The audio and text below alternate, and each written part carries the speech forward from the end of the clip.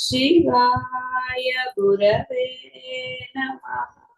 शिवाय गुरवे नमः। शिवाय गुरवे नमः। शिवाय गुरवे नमः। शिवाय गुरवे नमः। शिवाय गुरवे नमः। शिवाय गुरवे नमः। शिवाय गुरवे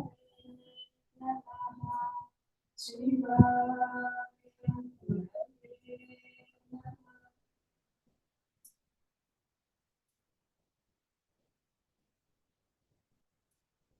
ఈ ముక్తికి మోక్షం పొందడానికి స్నానము, జపము, పూజ, హోమము, అగ్ని కార్యం మొదలుగా ఏ సాధనము లేదు.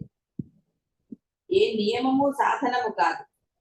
క్షేత్రములను, పీఠములను సేవించుట, దేవతలను అర్చించుట, శ్రాద్ధములు మొదలైన పితృకార్యములను జరుపుట, తీర్థయాత్రలు, వ్రతములు సాధనములు కానే కావు. విన్నారు కదా, అందరూ శ్రద్ధగా విన్నారా? మళ్ళీ వినండి. మోక్షానికి స్నానము, జపము, పూజ, హోమము, అగ్ని కార్యము ఏది సాధనం కాదు. కాబట్టి స్నానం చేయగల అనేస్తారా? శుచి అంటే ముఖ్యము అంటే ఒంట్లో బాగాలేకపోయినా సాధన చేయాలి కాబట్టి స్నానం చేయాలని అనక్కర్లేదు. స్నానం చేయాలి, ఒంటి శుభ్రం ముఖ్యం. ఒళ్ళు చిట్టచిట్టలాడుతుంటే ఏం సాధన చేస్తారు? ఏ నియమము సాధనము కాదు. కాబట్టి నియమాలు గురువు విధించాడంటే చేయటం లేదు కాబట్టి నియమాలు.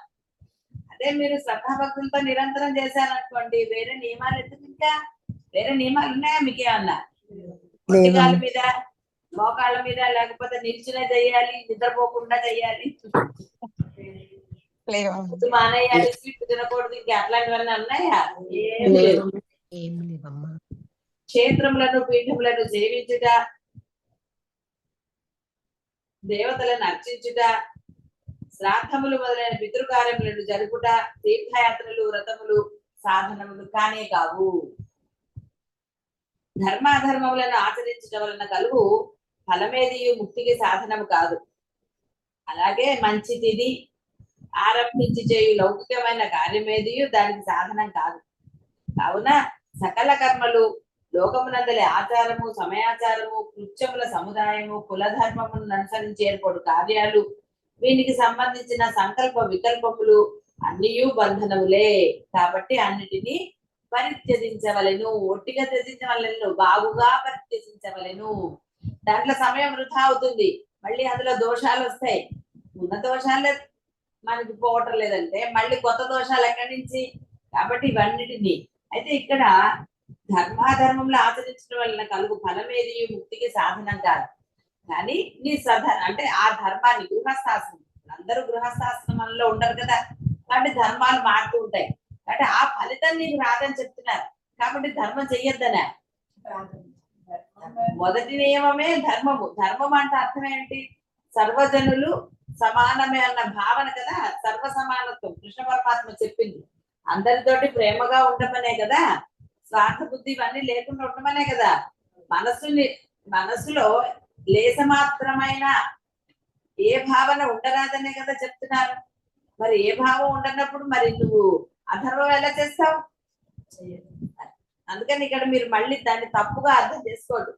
ఆ ఫలితం నీకు రాదురా అని చెప్తున్నారు. ధర్మం అంటే దానం చేయటం అని ఇలాంటి కొన్ని పెట్టుకున్నారు అనుకోండి, ఇలా చేయాలి, అలా చేయాలి, ఇవన్నీ ఏమన్నా పెట్టుకున్నారు అనుకోండి, దాని ఫలితము సాధనకు ఉపయోగపడదు అని చెప్తున్నారు.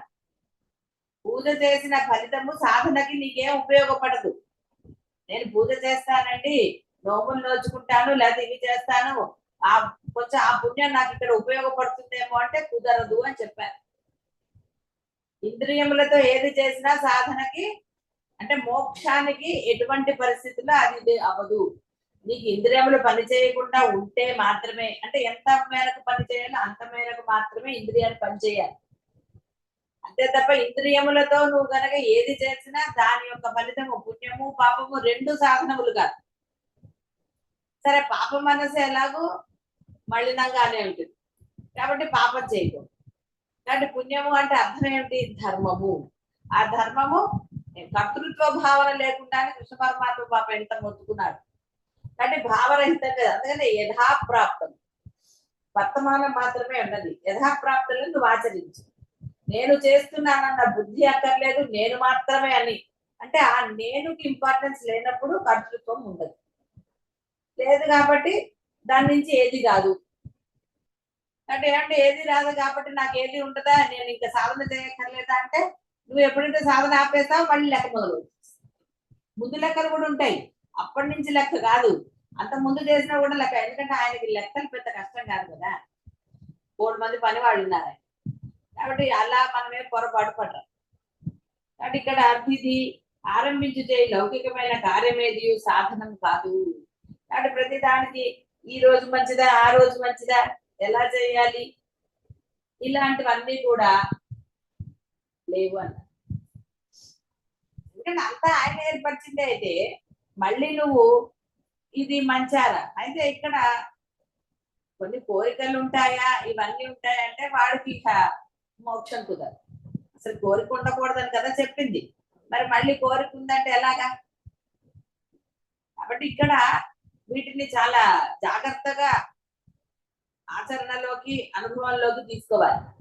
అంతే తప్ప ఇక్కడ ఏదో చెప్పేశారని మన బుద్ధికి అర్థమైనట్టుగా ఆచరణలో పెట్టుకోకండి. మీకు అర్థం కాకపోతే అడిగి సూక్ష్మం తెలుసుకోండి. కానీ ఒక పిల్లాన్ని స్కూల్కి పంపించడము, లేకపోతే ఇంకోటి చిన్న చిన్న విషయాలకి వీటన్నిటికీ ముహూర్తాలు చూడక్కర్ల, మంచి రోజా చెడ్డ రోజా చూడక్కర్ల. మీ మనసుల్లో భావం ఉందనుకోండి, అప్పుడు ఇది అమావాస్య, ఇది పౌర్ణమి ఇలాంటివి అనుకోవచ్చు. మీకు లేకపోయినా అవతల వాళ్ళకు ఉన్నాయనుకోండి, వాళ్ళ సాధనా మార్గంలో లేదు కాబట్టి వాళ్ళు ఆచరిస్తే వాళ్ళని ఆచరించండి. మీ మనసుల్లో ఈ భేదాలు ఉండరాదు, బాగా గుర్తు. మీ మనసుల్లో, ఎందుకంటే నువ్వు సాధన చేస్తున్నావు, వాడు చేయటం లేదు. సాధన చేసిన వాడి మనసుల్లో ఎట్టి పరిస్థితిలో కూడా వేరు భావన ఉండరాదు. ఇది మంచి, ఇది చెడు, అది రోజుకైనా వస్తువుకైనా దేనికైనా సరే నీ మనసులో ఎప్పుడూ అలాంటి భావనకి స్థానమే ఇయ్యరాదు. ఇది ఆ రోజు, ఇది ఈ రోజు, అది బాగా గుర్తుపెట్టుకో. సాధకుడు మనస్సులోనే కల్మషం ఉండకూడదు. మంచి చెడు, ఇష్టము అయిష్టాలు, ఇలాంటి ద్వంద్వ భావాలు ఎప్పుడూ ఉండకూడదు. సాధన లేస మాత్రం ఉన్నా అంతే. అవతల వాళ్ళు చెప్పారు సరే అనండి, మీ మనసుల్లో మటుకు ఎట్టి పరిస్థితుల్లో ఆ భావన రాకూడదు. అందుకే మీ ఇంటి గృహప్రవేశానికి చూడలేదు కదా, ముహూర్తం చూసామా, ఏం చూడలేదు, బాలేదా? కాబట్టి ఇవి ఏవి కూడా లౌకికమైన ఏవి కూడా సాధనాలు కావు. అంటే అన్ని కూడా సముదాయం కుల ధర్మనాంతరి అంటే మన కుల ధర్మం అనుసరించి ఒక్కొక్కళ్ళకి ఒక్కొక్కటి విధించబడి ఉంటుంది కదా. కాబట్టి నీకు మోక్షమే పరమము అన్నప్పుడు అవక్కర్లేదు. మోక్షం కాదండి నాకు ఇంకా బోల్డ్ అని ఉన్నాయండి అని నాకు చెప్పకపోయినా, మీ మనసుల్లో పెట్టుకున్నా, అప్పుడు అన్ని ఆచరించాలి. ఎందుకంటే రెండుకి చెడ్డరు ఎవడవుతారు, అది చేయకపోతే ఇది చేయకపోతే ఎక్కడ పోతారు.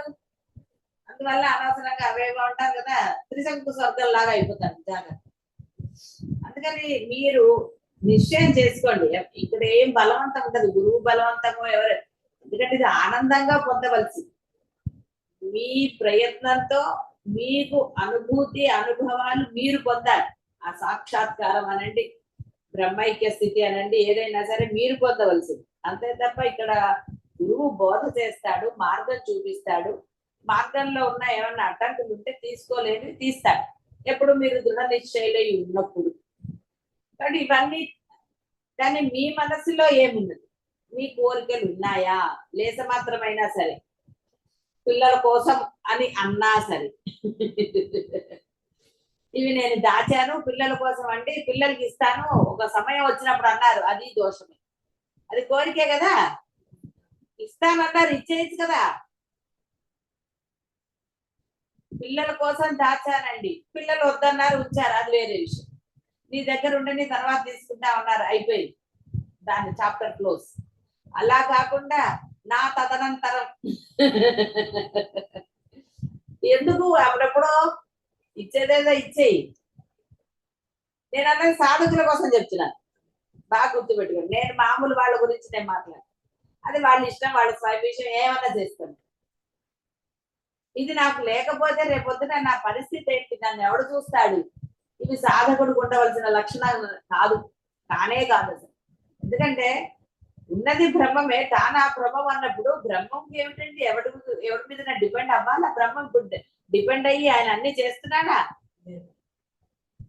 ఎక్కడన్నా బ్రహ్మం వీళ్ళ మీద వాళ్ళ మీద ఆధారపడి ఉంటా? లేదమ్మా. విష్ణు మహేశ్వరులు కూడా ఆయన నుంచి వచ్చిన వాళ్ళే, కానీ ఆయనకి పని వాళ్ళే ఉన్నారు. ఇక సరదాగా చెప్పినప్పుడు పని వాళ్ళు అంటున్నాం. ఆయన కన్నా అభిన్నమైనది ఏదన్నా ఉంటే కదా ఆయన డిపెండ్ అవ్వడానికి, రెండో వస్తువే లేదు. కాబట్టి ఇక్కడ ఇది బాగా గుర్తుపెట్టుకోండి. ఏ భావం లేదు, పిల్లలకి ఏదైతే అది అవుతుంది, నేను పోయాక అన్నారా, చాలా ఉత్తమం. అంతే తప్ప లేస మాత్రంగా ఇది ఇది ఇది అదే అని మీ మనసులో భావన చేసుకుని ఉన్నా కూడా, ఇప్పుడప్పుడే నేనేం చెప్పనండి, కానీ ఈ నగలు కోడలికి, ఈ నగలు కూతురికి, ఈ నగలు మనవరాలకి, ఇవి వాళ్ళకి, ఈ వస్తువులు వాళ్ళకి అని మీరు మనసులో సంకల్పం చేసినా అది ఉంది కదా లోపల. ఎప్పుడు ఎవరికి చెప్పలేదండి, నేను అలా అనుకున్నాను చాలు, అనుకోవటమే వద్దని కదా చెప్పేది.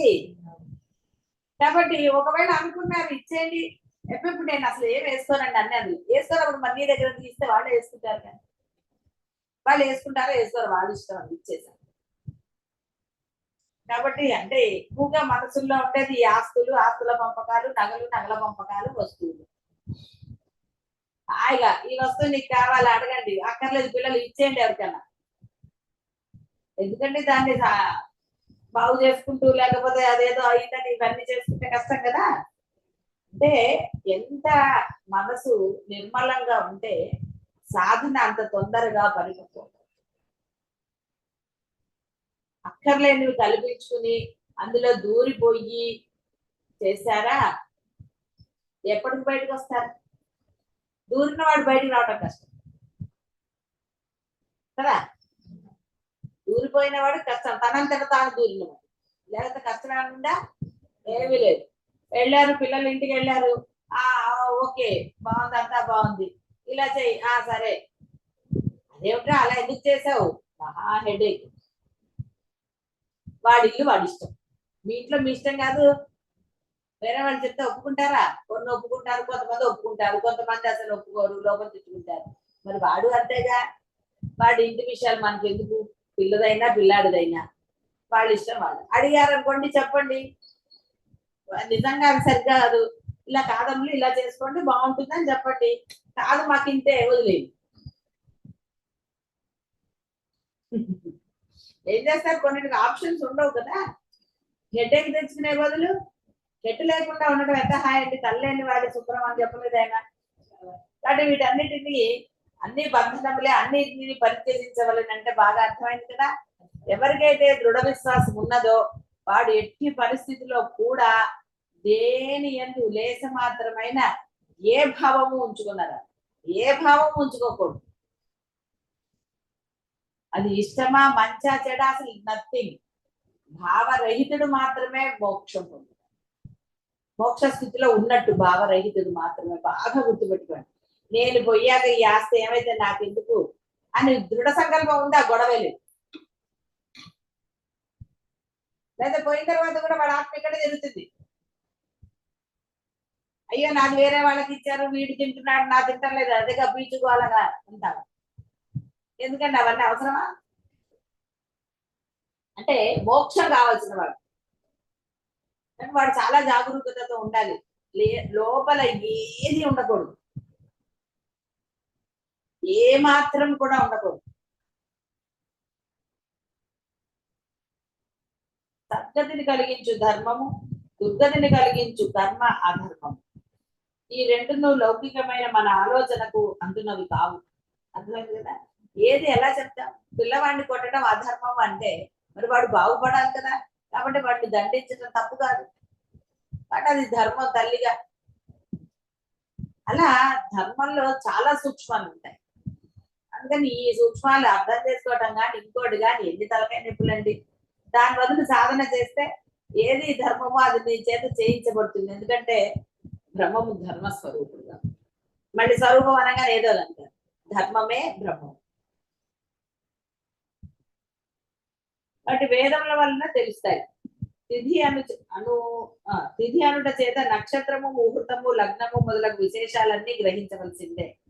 గొప్ప ఫలమును కోరి పనులు ప్రారంభించినప్పుడు వీని యోగములు చక్కగా ఉండవలని కోరుచునే ఉన్నాము.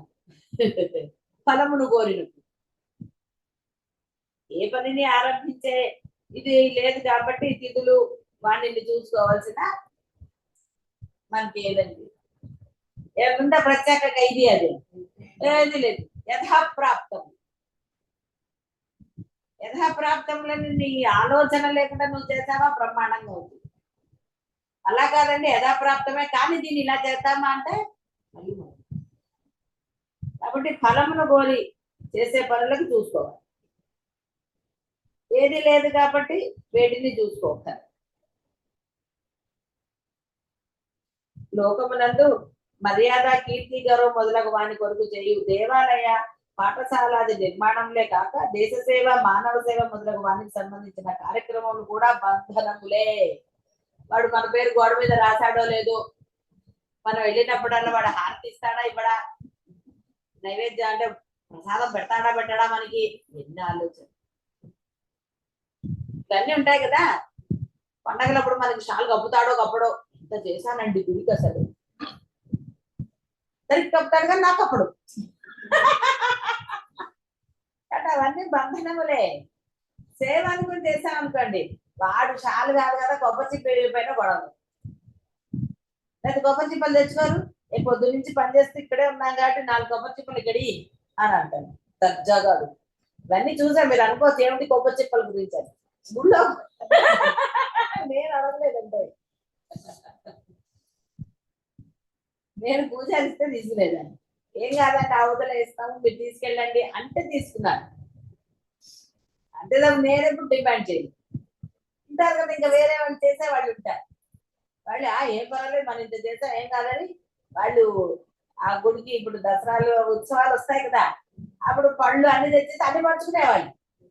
నాకు కూడా కవర్ పెట్టారు, తల్లి నాకు పాటు కవర్లు పెట్టకండి, ఈ కవర్ లో కూడా మీరే సర్దుకోండి, నేను అలా తీసుకోండి అంటే వాళ్ళ ఉద్దేశం అది. చేశాం కాబట్టి ఇవన్నీ ఎట్లాగో వాళ్ళు పారేస్తారు కదా, నేను వాళ్ళు పారేస్తాను అని చెప్పినప్పుడు తీసుకున్నాం. వాళ్ళు నడకుండా మనం చదువుకోవటం ఏంటది. గుడికి వస్తూ పూజారిదే, దేవుడిది, దేవుడు ప్రతినిధి పూజారి కాబట్టి పూజారిదే. అతను పారేసుకొని ఇవ్వండి ఇవ్వనివ్వండి మనకు సంబంధం లేదు. అతను పుణ్యపాపాలు నీకెందుకు, అంతేనా కదా. ఆ పాపంలో భాగం చేసుకున్నట్టు అవుతుంది. అందుకని ఎప్పుడు అడిగి తెచ్చుకోకూడదు, పొరపాటును కూడా అడిగి తెచ్చుకోకూడదు. ఇస్తే ఇచ్చండి లేకపోతే. కాబట్టి ఏమైనా సరే కీర్తి, గౌరవము ఇది అయితే ఇక అసలు గోల ఎంత గోలండి బాబు బాబు. నేను ఎంత గొప్పవాడో నేనే చెప్పుకోవాలి. ఎలా తెలుసులేదు మీకు పాపం.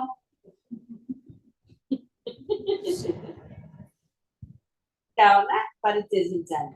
నృత్యమనగా కర్తవ్యముగా తోచుపని. ఈ సముదాయం నృత్య జాతం అంటే బోర్డు పనులు, సంఘ సేవాది కార్యక్రమాలన్నీ బంధములని పరిత్యజించదగినవే. కాబట్టి మనం దూరిపోవక్కర్లే. మన చేత అది సేవను ఇంకోటి అంటే ఆయన చేయిస్తాడండి. అక్కర్లేనప్పుడు ఇతరులు తీసుకురాలా. నన్ను కూడా చాలా మంది ఎందుకు రావడం లేదండి, రండి ఇక్కడ ఉన్నప్పుడు రండి రండి రండి. సరే తప్పకుండా వస్తారు.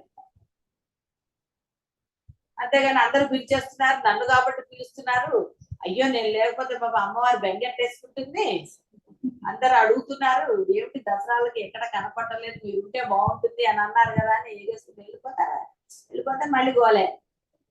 ఎందుకు ఇంకా ఆవిడ అక్కర్లేదు నువ్వు అంది, అక్కర్లేదు అన్నప్పుడు మనకేమిటి ఇంకా కదా, ప్రశాంతంగా ఉంటాయి. ఏదైతే అక్కర్లేదో వాటన్నింటిని వదిలేస్తేనే పరిత్యజించటం, బాగుగా వదిలేయటమే.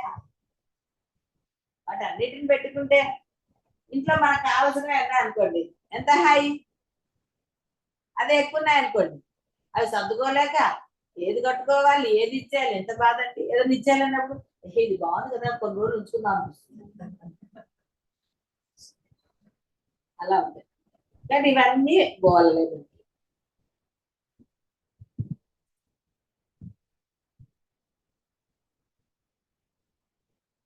కాబట్టి సంఘ సేవాది కార్యక్రమాలన్నీ బంధములని పరిత్యజింపదగినవే అనుట స్పష్టము అన్నాడు. శివుడే చెప్పాడు కదండి ఇదంతా.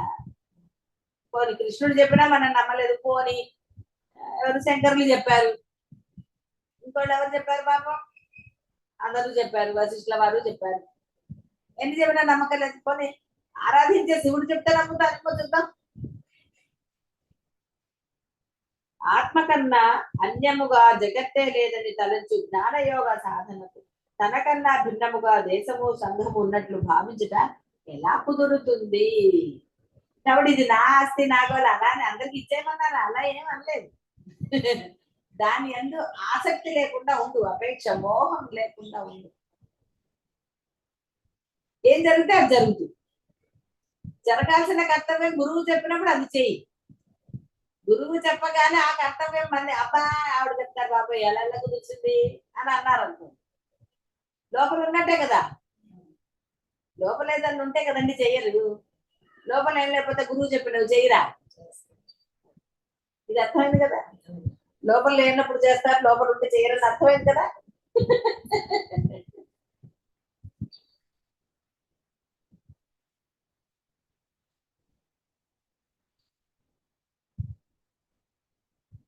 జ్ఞానామృతము చేత తృప్తి పొందినవాడు కృతకృత్యుడైన వాడును అయిన యోగికి కొంచెము కూడా కర్తవ్యము ఉండదు.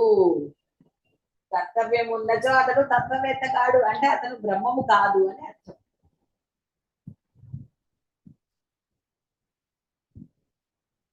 అది కర్తవ్యము ధర్మము ఒకటి కాదు, గుర్తుపెట్టుకోండి. వెంటనే కొంతమందికి ఏదో గుర్తొస్తుంది. సమయము అనగా పెద్దలు కావించే ఏర్పాటు, దానిని అనుసరించి చేయు పూజ మొదలగు సమయాచారం, బ్రాహ్మణులకు వేదాధ్యయనము, క్షత్రియులకు ప్రజాపాలన మొదలైనవి గుణధర్మాలు. ఇవన్నీ సంసారమును కలిగించు బంధువుల వంటివే. కావున వీటిని గురించి మనసులో కూడా జ్ఞానయోగ సాధకుడు సంకల్ప వికల్పములు చెయ్యరాదు.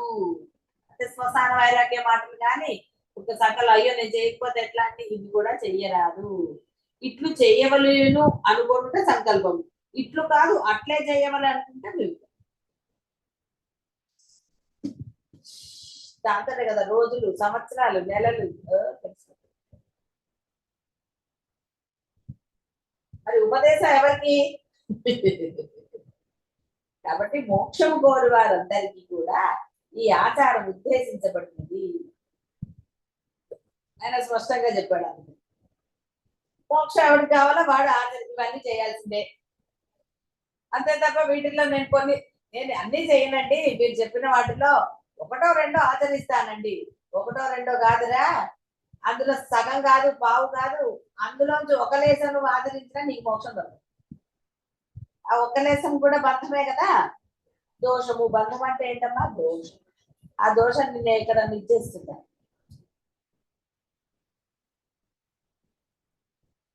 జీవన్ముక్తులైన వశిష్ఠుడు, వ్యాసుడు, కృష్ణుడు మొదలగు వారు, ముముక్షువులైన అర్జునుడు, ధర్మరాజు, విదురుడు మొదలగు వారు వర్ణధర్మములను కానీ ఆశ్రమ ధర్మాలను కానీ విడిచిపెట్టలేదు. వారికి విహితములైన కర్మలను నిర్వర్తించారు. అట్లయినచో సర్వకర్మ పరిత్యాగ రూపమైన ఈ ఉపదేశము సన్యసించిన వారి కొరకు ఉద్దేశింపబడిందా? సన్యాసము రెండు విధములు. తత్వాన్ని తెలుసుకొని కర్మలను పరిత్యజించుట విద్వత్ సన్యాసం. తత్వమును తెలుసుకొనవలెను కోరికను వివిదిష అంటారు. వివిదిషతో కర్మలను పరిత్యజించుట వివిదిష సన్యాసం. తత్వము తెలుసుకొని విద్వాంసుడై సన్యసించిన వాడు కృతార్థుడు కాబట్టి అట్టి వానికి ఉపదేశంతో పని లేదు. తత్వమును తెలుసుకోవలేనని సన్యసించిన వారికి ఉపదేశం ఉద్దేశించబడింది. కాబట్టి ఇక్కడ వాళ్ళు కర్మలు చేస్తూనే ఉన్నారంటే అర్థమేంటి?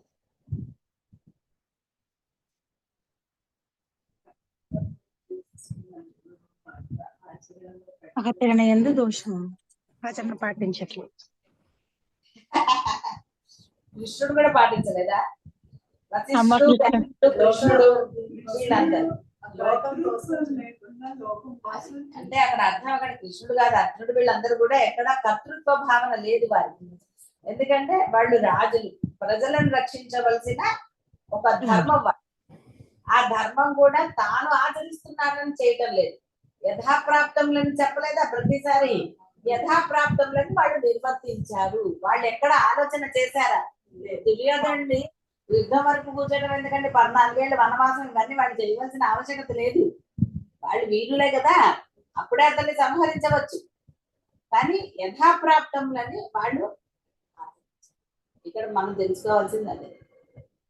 అంటే వాళ్ళకి ఉపదేశం ఎందుకు? వాళ్ళు జ్ఞానులకు మళ్ళీ ఉపదేశం అవసరమా? అక్కర్లేదు. వాళ్ళ కర్మల్లో కూడా వాళ్ళకి ఏమి తేడా లేదు. వాళ్ళకి యథాప్రాప్తంలని ఇలా చెయ్యాలి చెయ్యకూడదు అలా కాదు ఇలా ఇలాంటివన్నీ లేవు కాబట్టి వాళ్ళకి ఉపదేశంతో పనే ఉంది అసలు? అక్కర్లేదు. ఉపదేశం ఆల్రెడీ జరిగింది. జరగకపోయినా ధర్మరాజుకు ఉపదేశం జరిగిందా జరగలేదా అంటే మీరు చెప్పగలరా? ఎలా చెప్తాము? అతను మొదటి నుంచి ధర్మపరుడే కాబట్టి అతని పేరు అదే. ధర్మపరుడిని తీసుకెళ్లి కూర్చోబెట్టేది మోక్షంలోనే కాబట్టి వేరేగా అక్కర్లేదు. ఇంకా అతను ఏం తెలుసుకోవాలి? తెలుసుకోవడానికి ఏమీ లేదు. చాలా వస్తాయి. ఎందుకు జూదం ఆడాడు అవన్నీ యథాప్రాప్తంగా అతన్ని పిలిచాడు, సరే కదా అని వెళ్ళాడు. మోసం చేసింది ఎవరు? ధర్మరాజు మోసం చేశాడా? అన్ని అయిపోయాయి. ఇంకా ఏది లేదంటే వాడు ఏమన్నాడు? కాదు నీ భార్య ఉంది కదా అన్నాడు. ఎంత దుష్టత్వం! కాబట్టి ఇతంతా దుష్టత్వం. కూర్చున్నాడు కాబట్టి అంటే ఆటకి కూర్చున్నాడు, మధ్యలో లేచేయటమో లేకపోతే ఇంకోటో చేయటము అనేది ప్రతి దాంట్లో కూడా అతని ధర్మాన్నే చూశాడు కాబట్టి సరే అన్నాడు. ఎక్కడా కూడా అతని అధర్మం అంటే మన బుద్ధి ఎంత మేరకు ఆలోచించగలుగుతుంది? ఇది ధర్మము అది అధర్మాన్ని చెప్పగలుగుతుందా? కాబట్టి మీకు ఆ జ్ఞానం కావాలి అన్నప్పుడు ముందు సాధన చేసి జ్ఞాని అయితే ధర్మరాజు ఎందుకు అలా చేశాడు, రాముడు అంతలో ఎందుకు చేశాడు, ఇట్లా ఎందుకు చేశాడు, ఇవన్నీ అంటారు. ఇప్పుడు అందులో సందేహం రావచ్చు. మీకు సందేహం తీర్చడానికి నాకేం సందేహం లేదు, నేను తీర్చగలను. కానీ వాటన్నిటికన్నా కూడా ముందర మీరు సాధన అనేది చెయ్యాలి. ఎందుకంటే ధర్మరాజు ఇప్పుడు లేడు, కృష్ణుడు లేడు, నాకు తెలుసుకుని మీరు చేసేది ఏమి లేదు ఇప్పుడు. ఎందుకంటే వాళ్ళ ధర్మాలు మీకు లేవు. ఏమంటే నేను కూడా జూదంకి వెళ్దాం అనుకుంటున్నానండి అంటారా? అనుకున్నారు కదా, అది మీది దోషం. ఆయన అనుకోలేదు, వాళ్ళు పిలిచారు సహజంగా, సరే ఆటే కదా అని వెళ్ళాడు. ఇంట్రెస్ట్ ఉంటుంది కదా, ఇంట్రెస్ట్ లేకుండా ఉంటుందా? అతనికి ఉంది, అతని ఇష్టం అని చెప్పటం లేదు. సరే ఏముంది, పిలిచాడు సోదరుడు, వెళ్ళాడు, అది జరిగేది. కానీ ఇవన్నీ కూడా ఈ సందేహ నివృత్తి కావాలంటే తర్వాత చేసుకోవచ్చు. సమయాన్ని వృధా చేయాలి. ఎందుకంటే అది సరిగ్గా అర్థం కాలేదనుకోండి, దాని మీదే ఉంటుంది మనసు. అట్లా ఎట్లా కుదురుతుంది అని నాకు కూడా కొన్ని సందేహాలు వచ్చినా నేను దాని గురించి పట్టించుకోలేదు. ఎందుకు చెప్తున్నానంటే అలా వదిలేస్తే తొందరగా ముందు బ్రహ్మత్వం సిద్ధిస్తుంది, జీవ బ్రహ్మ అయితే తర్వాత వాటి అసలైన సూక్ష్మం ఏంటో ఆయనే బోధపరుస్తారు. కాబట్టి ఇలాంటివి కొన్ని ఉండేవి. నేను ఎవరిని అడగలేదు, నేను అసలు దాని గురించి ఆలోచించి వచ్చినప్పుడు ఏమిటో కదా సరే చూద్దాం కదా, తెలియకపోతుందా అనుకున్నాను. అంటే ఇంత అనుకున్నానని కూడా నేను చెప్పను.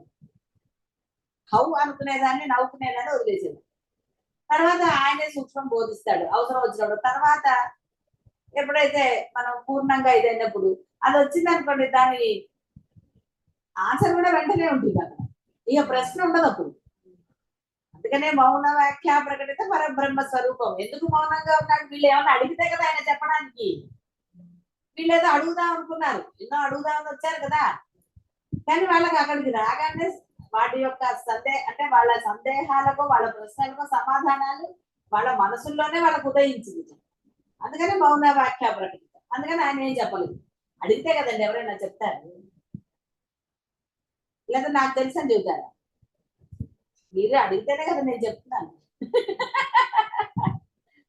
ఆ శ్రద్ధ ఉండాలి, కాలక్షేపానికి కాదు బోధలన్నీ.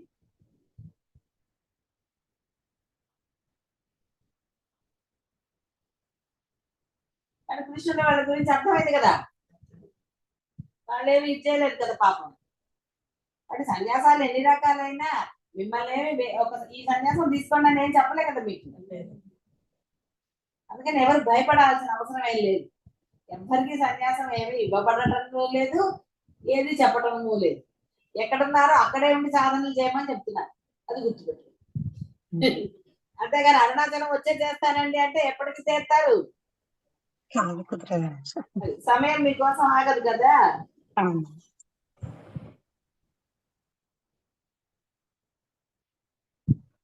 మోక్షము జ్ఞానము చేతనే కలుగుతుంది. జ్ఞానము కలుగవలని అన్నచో శ్రవణ మనన నిధిధ్యాసనములు తప్ప వేరు మార్గము లేదు లేదు లేదు.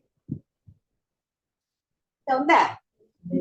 ఉంటే మీరు ఆచరించవచ్చు, నాకేం అబ్జెక్షన్ లేదు.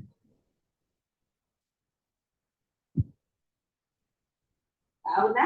బ్రహ్మచారులైనా గృహస్థులైనా వానప్రస్థులైనా సరే జ్ఞానయోగమును అవలంబించుతున్న వారు దేహము నిలుచుట కొరకు మాత్రమే అన్నము నీరు వస్త్రము సంపాదించుకొనుచు నిత్యములు నైమిత్తకములైన కర్మలను జరుపుకొనుచు కామ్యములు నిషిద్ధములైన కర్మలను పూర్తిగా విడిచిపెట్టి తమ శక్తిని కాలమును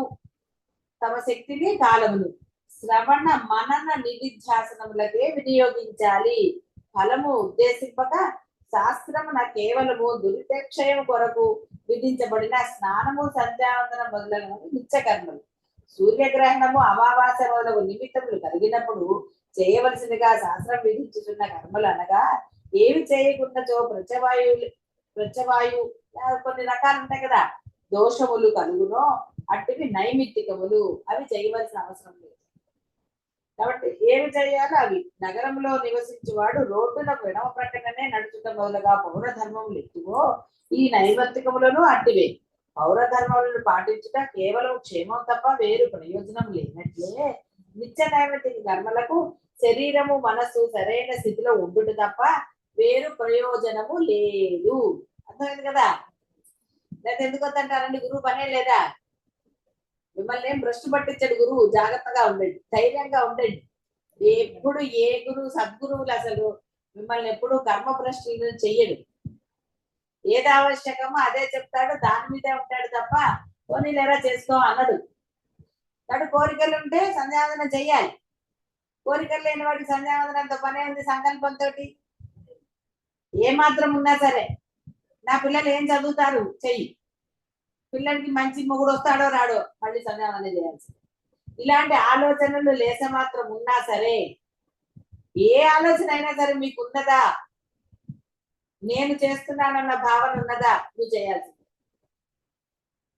లేదండి నేను దానికోసం ప్రయత్నం చేస్తున్నాను, నేను సాధన చేసి తీరుతాను అని దృఢ సంకల్పంతో నువ్వు సాధన చేయి, అవి చేయకపోయినా పర్వాలేదు.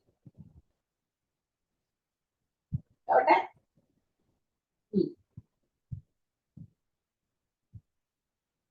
పౌరధర్మాలను పాటించడము కేవలం క్షేమం తప్ప వేరు ప్రయోజనం లేనట్లే నిత్య నైమిత్తిక కర్మలకు శరీరము మనస్సు సరైన స్థితిలో ఉండుట తప్ప వేరు ప్రయోజనం లేదు. అవి రెండును చక్కగా ఉండకున్నచో శ్రవణ మనన నిధిధ్యాసన రూపమైన జ్ఞాన యోగ సాధనము కొనసాగదు. ఎలా సాగుతుందండి? ఇవే చేసుకుంటే ఇంకా సాధన ఎప్పుడు చేస్తాడు? ఉన్న సమయమే ఇంత అంటాడు. దాన్ని సంపాదించానండి, ఓ 10 కోట్లు ఉన్నాయి, పర్వాలేదు, పిల్లల చదువులు 10 కోట్లు కాకపోతే 2-3 ఎన్ని కోట్లు, నా పిల్లల చదువులకి పెళ్లిళ్ళకి సరిపోతాయి అని ఉద్యోగం మానేస్తాడండి ఎవడన్నా? అయ్యి బాబాయ్ సరిపోతాయో లేదో, అసలే రోజు ఖర్చులు పెరుగుతున్నాయి,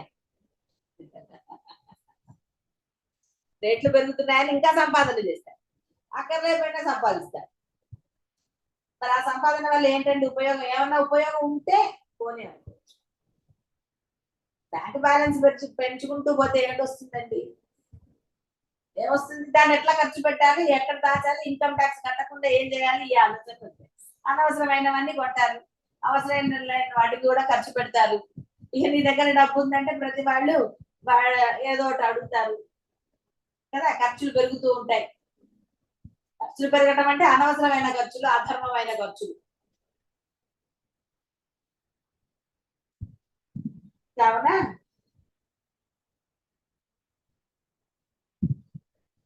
అంటే అవి పాటించి అవి జ్ఞానమును కలిగించే సాధనలన్నీ తలంపనక్కరలేదు. అంటే రోడ్డు మీద మరి ఎడమ వైపు నడవకపోతే పోలీసు వాడు కొడతాడు కాబట్టి ఎందుకు పాటించదు అనుకున్నప్పుడు ఇది చేయాలి, అంతే కదా. కోరికలు ఉన్నప్పుడు ఇవి చేయాలి. రూల్ పెట్టాడు కదా, రూల్కి వ్యతిరేకంగా పోతే అనవసరంగా లేనిపోతే తలకాయ నొప్పి. ఇటు నడిచే పోతే అది నడిస్తే నష్టమే ఉంది, వ్యతిరేకంగా నడవాల్సిన ఎంతమంది ఇటు నడవట్లేదా అంటారా? ఎవరిష్టం వాళ్ళది. అనమా ఇందులో సూక్ష్మంగా గ్రహించాలి. పాటించాలి అంటే ఏమి పాటించాలి, ఎప్పుడు పాటించాలి, అది గుర్తుపెట్టుకుంటే మనసులో క్లేశం ఉండదు. కాబట్టి ఒకవేళ మీరు పాటించినా అవి జ్ఞానాన్ని కలిగిస్తాయని భావించరాదు అన్నాడు. ఒకవేళ మీరు సంధ్యావందనాలు పూజలు ఇవన్నీ చేసినా అవి ఎట్టి పరిస్థితుల్లో కూడా మీకు సాధనకి ఉపయోగపడవు అంతే. కాబట్టి లేదు నేను చేసుకుంటాను నాకు తృప్తి, రమణ మహర్షి కూడా ఎప్పుడు ఏమన్నా చేసుకోపోరా అన్న. వాడికి కాదంటే మటుకు వాడికి మనసు నిలుస్తుందా సాధన ఎందుకు. కాబట్టి సాధన ఎందుకు కుదరట్లేదంటే చేసుకోండి పూజలు, ఎవ్వరు వద్దనటండి. గురువులు ఎప్పుడు అలా చేయరు, బలవంతంగా నీ చేత ఆచరించరు. దాని యొక్క శ్రేష్టత ఆ దాని గురించి పదే పదే చెప్తారు తప్ప ఒరే నువ్వు చెయ్యకరా అని ఎప్పుడు ఆయన నిర్బంధించలేదు. నిర్బంధించారు మిమ్మల్ని లేదు. కాబట్టి కపటంగా చేసుకోవటం కూడా ఎందుకు దోషం, ఎందుకు నేను చేసుకుంటున్నానని నువ్వు ధైర్యంగా చెప్తే గురువు సంతోషిస్తాడు. పోనీలే ఒక మార్గంలోనైనా వాడు ఇదవుతాడు. రెండింటికి చెడ్డ రేవుడు ఎందుకు అవ్వటం, గురువు అలా చేస్తాడా? చెప్పా కదా, గురువు ఎప్పుడు శిష్యుడు భ్రష్టత్వాన్ని కోరుకోడు, శ్రేష్టత్వాన్ని కోరుకుంటాడు, ఉన్నతత్వాన్ని. కాబట్టి వాడికి అర్థం కాలేదేమో అని పదే పదే కొన్ని చెప్తారు. ఇదిరా ఇది చేసుకో, ఎందుకంటే ఈ ఉన్నతం అనేది మళ్ళీ మానవ జన్మ వస్తే కానీ నీకు దొరకదు. ఆ మానవ జన్మ ఎప్పుడు వస్తుందో ఎలా చెప్తావురా నువ్వు? నువ్వు ఎన్ని పూజలు చేసినా ఎన్ని చేసినా నీకు మానవ జన్మ మరలా ఇప్పుడే అంటే వెంటనే వస్తుందని ఎక్కడ రాసి లేదు. మనం చాలా వింటాం, వాడే మళ్ళీ పుట్టాడు, మమ్మీ పుట్టింది, అన్ని అవే లక్షణాలు అని ఏదో అనేస్తూ ఉంటాం. అలా అయిపోతుందా? అలా అయిపోతే జ్ఞాన సాధన చెప్పడం ఎందుకు? జన్మరాహిత్యం ఉందని కదా చెప్తుంది. జన్మరాహిత్యం లేదు అన్నప్పుడు నువ్వు అట్లా వాళ్ళు పుట్టారు, వాళ్ళ పోలికలే వాళ్ళలాగా ఉంటే అంటాం. అది బ్రహ్మ నియతి. ఆయన ఏదో ప్రింట్ వేసాడు, ఆయన కూడా ఎన్ని ప్రింట్లు ఉంటాయండి ఆయన దగ్గర కూడా పాపం ఏదో ప్రింట్ వేస్తాడు దగ్గరగా ఉంది. కాబట్టి ఎవరి పోలికలో వస్తాయి. మళ్ళీ ఏమైపోతే దేనికి ఎవరి పోలిక వచ్చిందో మాకెవ్వరికి మా ఇంటా వంట లేదంట. ఈ ఇంటా వంట లేదు, బ్రహ్మ వాళ్ళ ఇంట్లో ఉంది పోలంట. కృష్ణ భగవానుడు తన ఆంతర్యాన్ని అర్జునుడికి చెప్పాడు. అర్జున, 3 లోకములకు నాకు కర్తవ్యం ఏదీ లేదు, యథాప్రాప్తములైనవి నేను చేస్తాను, నాకు ఇది నేను చేసి తీరాలి అన్న కర్తవ్యం. కర్తవ్యం అంటే అలా నాకేమీ లేదని చెప్పాడు. ఆయన గృహస్థు చేయవలసిన స్నాన సంధ్య జప హోమాడికములైన నైమితిక కర్మలు, శత్రుడు చేయవలసిన దుష్ట శిక్షణ శిష్ట రక్షణాధికారాలను చేశాడు. ఎందుకంటే ఆయన ఆల్రెడీ బ్రహ్మం. అందుకని ఆయన సంధ్యావందనం చేసినా నష్టం లేదు, శత్రువులను సంహరించినా నష్టం లేదు, ఏది లేదు. అంతేగాని కృష్ణుడు చేశాడు కదండి అంటే రేపు నీకు ఇంకా సాధనే పూర్తి అవ్వలేదురా, నువ్వు అటు పోతే ఇవన్నీ. ఆయన కోరిక లేదు, కర్తృత్వంతో చేయలేదు, జపాలు హోమాలు అవన్నీ ఆయన ఏం చేయలేదు, యథాప్రాప్తంలోనే ఆచరించాడు. అనుకుని చేశాడా? ఇలా చేసుకోవచ్చు, ఇలా ఉండాలి అని చూపించడానికి చేశాడు ఆయన. నేను బ్రహ్మమైనా చేశానురా అని చెప్పాడు. ఎందుకంటే అందరూ బ్రహ్మం కాదు అక్కడ.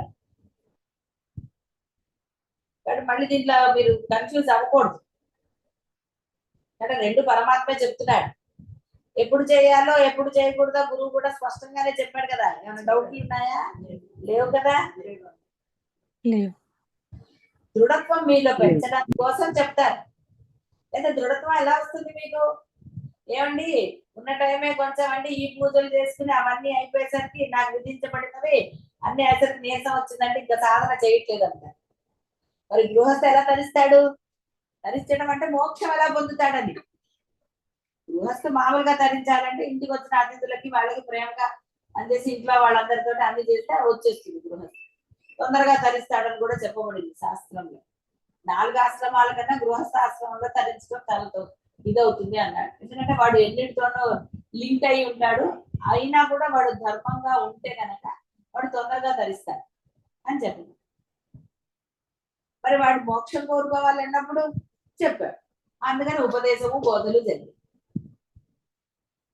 కాబట్టి నువ్వేం పర్వాలేదు, నువ్వు చెయ్యి, దృఢంగా చెయ్యి. నీలో దృఢంగా ఉందా విశ్వాసం? నేను పొంది తీరాలన్నది ఉందా నీకు? ఉంటే ఇలా చెయ్యి. కాదండి కొంచెం అలా ఉంది, అయితే నోరు కూర్చొని అవి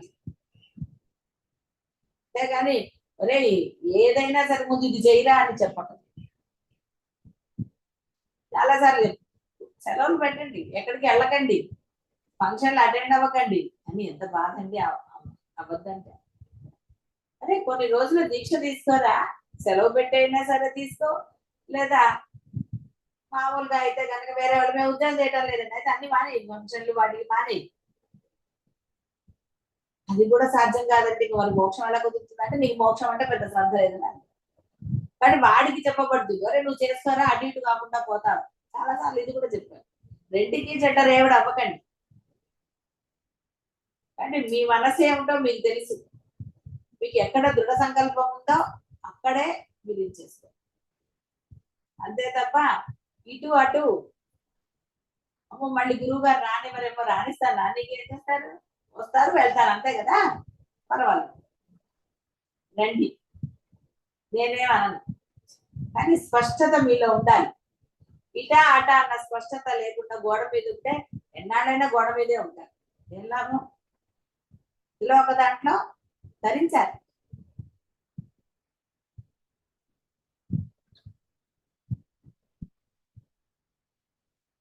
కాబట్టి ఆయనకు కర్తవ్యములుగా ఏది స్ఫురించటం లేదు. ఫలము కొరకే నేను ఈ పని చెయ్యాలి అని తలంపే లేదు ఆయనకు కావాల్సింది లేదు. ఆయన స్వర్గాన్ని కోరుకుని యజ్ఞయాగాదులు రాజ్యము కీర్తి వదలకు వాని కొరకు యుద్ధములను చెయ్యలేదు. ఫలమును కోరి చేయు కామ్య కర్మలను ఆయన ఎన్నడూను సంకల్పించలేదు. అట్టివాడు నిషిద్ధ కర్మల జోలికి పోనే పోడు కదా, అప్పుడు పోతాడా? కావున జ్ఞానయోగ సాధకుడు కామ్య కర్మలు నిషిద్ధ కర్మలు పూర్తిగా వదిలి శరీరము మనస్సు చక్కని స్థితిలో ఉంచుకొనటకై నిత్య నైమితిక కర్మలను ఆచరించుచు శ్రవణ మన నిధిధ్యాసను మాత్రమే అవలంబించి జ్ఞానాన్ని సంపాదించాలి. కాబట్టి ఇది గృహస్థాశ్రమానికి కుదురుతుందా? మరి నిత్య నైమితిక కర్మలన్నీ అంటే ఏది? భోజనానికి. ఇక్కడ అన్నాడు కదా, జ్ఞానయోగ సాధకుడు కామ్య కర్మలు నిషిద్ధ కర్మలను పూర్తిగా వదిలి శరీరము మనసు చక్కని స్థితిలో ఉంచుకొనుటకై. అర్థమైంది కదా? అప్పుడు మాత్రమే వాడు చేయాలి, దాని ఏమి కావాలి అదే సమయానికంటే నీ గృహస్థ ధర్మం యొక్క ధర్మాలు పాటిస్తూ ఆ నిత్య నైమిత్తికం అంటే అర్థం ఏమిటి? అయితే కదా ఇంట్లో శుచి శుభ్రత, ఆఫీస్కి సమయానికి వెళ్ళటం, పిల్లల్ని ప్రేమగా పెంచటం, డబ్బుని అనవసరంగా దుర్వినియోగం చేయకపోవటం, ఇవన్నీ కూడా నిత్య నైమిత్తిక కర్మలే. ఇచ్చాడు కదా అని మొదటి వారంలోనే జీతం అంతా ఖర్చేస్తే మిగతా టైము. కాబట్టి నిత్య నైమిత్తిక కర్మలు అంటే కేవలం సంధ్యావందనము లేకపోతే కొన్ని ఉన్నాయి వ్రతాలు నోములని నేను చెప్పటం లేదు, నేనైతే చెప్పటం లేదు. నేను చేసుకుంటామా చేసుకోండి, నేను వద్దాను, అది మీ ఏమన్నారు మీ ఆలోచన, మీ ప్లానింగ్. కాబట్టి ఇక్కడ ఆచరించుచు శ్రవణ మన నిధిధ్యాసనాలు చేయగలరా? ఎక్కడ చేస్తారండి? కానీ ఇక్కడ అర్థం ఏమిటి అంటే ఏది అవసరమో అది మాత్రమే చేస్తూ మిగతాది శ్రవణ మన నిధిధ్యాసనకి ఉపయోగించుకోవాలి ఆ యొక్క సమయాన్ని. పోనీ ఇప్పుడు కొంతమంది మానేసి సాధన చేస్తున్నారు, ఏమైనా లోటు ఏర్పడిందండి? ఇంతకుముందు కన్నా పరమానందంగానే ఉన్నారు కదా. కాబట్టి అనుభవం మీ చెంతే ఉంది. గురువు చెప్పాడు కాబట్టి ఏమంటే నేను భ్రష్టుని అయిపోతున్నానేమో అని అనుమానం వచ్చిందా? ఇంకా పరమానందంగానే ఉన్నారు కదా. కాబట్టి ఎప్పటికప్పుడు ఎందుకు చేస్తాడు గురువు? నీ మనసులో దోషాలు ఉన్నాయా, నీ మనసులో కోరికలు ఉన్నాయా చూసుకుంటూ ఉంటూ, రానివ్వకు కోరికలు.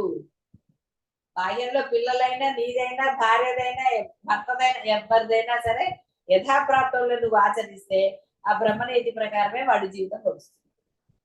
బ్రహ్మము యొక్క నియతి ఎప్పుడు బ్రహ్మాండంగానే ఉంటుంది. ఆయన్ని పట్టుకుంటే ఒకవేళ నీ కర్మ భయంకరంగా ఉన్నా ఆ కర్మని భయంకరంగా లేకుండా ఏదో అనుభవించాను అంటే ఒకసారి కింద పడేసి తీసుకెళ్ళిపోతాడు.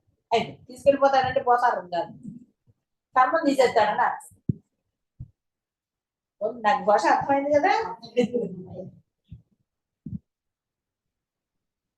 కాబట్టి స్నాన సంధ్యా జప హోమ పూజాదికములు మోక్షములకు సాధనములు కావని నొక్కి చెప్పుటయే పరమేశ్వరుని తాత్పర్యము కానీ మోక్షములు కోరువారు అందరూ పరిత్యజించవలనట కాదు. ఇది అండర్లైన్ చేస్తాం. మోక్షము కోరువారు అందరూ సాధనములు కావని నొక్కి చెప్పుటయే. అలాగే మోక్షము కోరువారు అందరూ అన్ని పరిత్యజించాలని చెప్పటం. అంటే స్నానం మానేసి కూర్చుంటే, జపం అంటే మీరు చేసే నామస్మరణ చేయడం మానేస్తే అర్థమవుతుంది కదా నేను చెప్పింది. పరిత్యజించాలని కాదు. ఈ హోమాలు పూజాధికాలు అనేది శంకర్లు అయితే ఇంకా క్లియర్ గానే చెప్పారు కదా, ఈయన చెప్పాడు కదా ఇందాకంతా. కాబట్టి ఎవరు ఈ జన్మలోనే పొందాలని అనుకుంటున్నారో నిశ్చయ బుద్ధి గలవాడు వాడు. అలా నేనే అతను లేదంటే రెండు చేసుకుంటాను అంటే చేసుకోమని చెప్తున్నాడు. కన్ఫ్యూజ్ అవ్వకండి. ఏమన్నా కన్ఫ్యూజన్ ఉందా? ఇక్కడ సందేహం ఉన్నదా ఆయన చెప్పిన విషయాల్లో? లేదమ్మా. కదా, లేకపోతే పర్వాలేదు. ఎందుకంటే ఆయనే చెప్పాడు ఏవి కూడా సాధనాలు కాదని చెప్పిన తర్వాత మళ్ళీ నేను అవి చేస్తాను అంటే ముందు చెప్పాడు కదా పరిచయించారు. మళ్ళీ ఎందుకంటే ఆయన కంగారు శివుడు చెప్పాడంటే అందుకే అన్ని వదిలేసాను అంటాడు. మీరు అంటారు కదా గురువు చెప్పాడంటే అందుకే మానేశాను.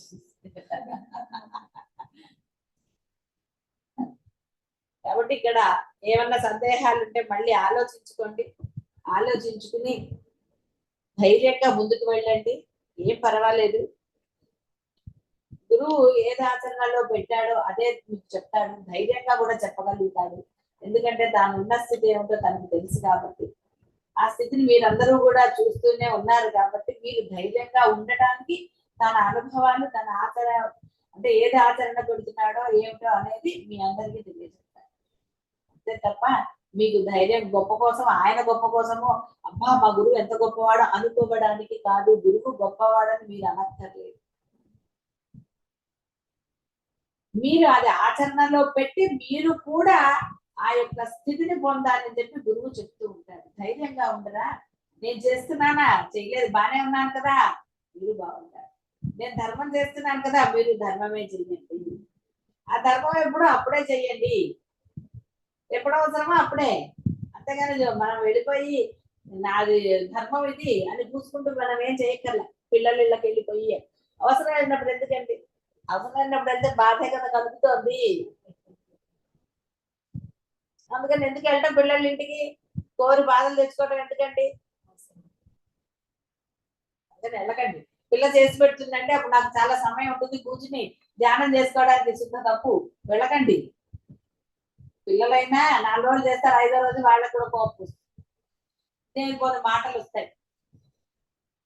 అందుకని ఎందుకండి, మీకు ఎక్కడుందో అంటే యథాప్రాప్తముగా మీకు స్థానం ఎక్కడో అక్కడ ఉండండి. అన్ని చేసుకోండి. సాధనలు అన్ని అంటే వేరే చేసుకొని చక్కగా మోక్షాన్ని పొందండి. శుభం. శివాయ గురవే నమః.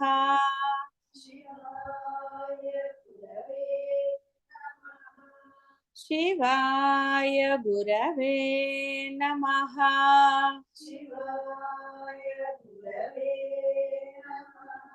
శివాయ గురవే నమః.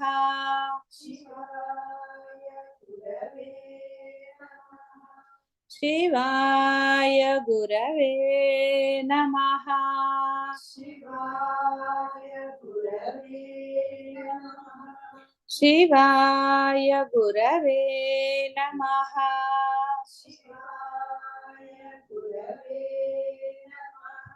శివాయ గురవే నమః. శివాయ గురవే నమః. శివాయ గురవే నమః.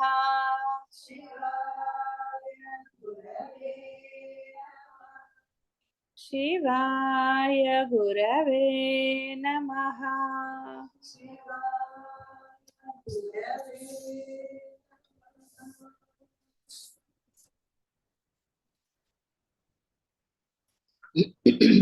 మోక్షాన్ని కోరేవారు జ్ఞాన మార్గముని బోధించే వారిని ఆశ్రయించాలి తప్ప యోగులను సిద్ధులను వేరే వాళ్ళని ఆశ్రయిస్తే ఏం జరుగుతాయి? ప్రాణాయామ పద్ధతులు, ఔషధి విధానాలు ఇలా అనేక రకమైన సిద్ధులను పొందుతారు. అప్పుడు ఆ పద్ధతులలో జ్ఞానం కలుగుటకు అసలు అవకాశమే లేదు.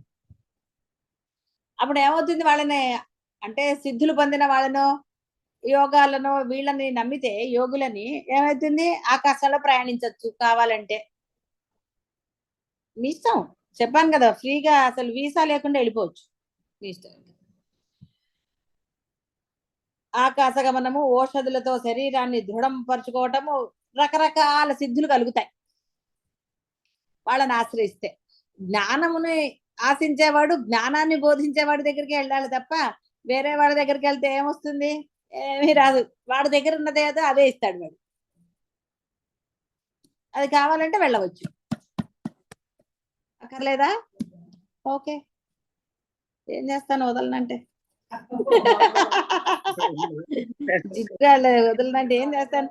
ఎన్ని ఆశలు ప్రలోభాలు పెట్టినా పోరే.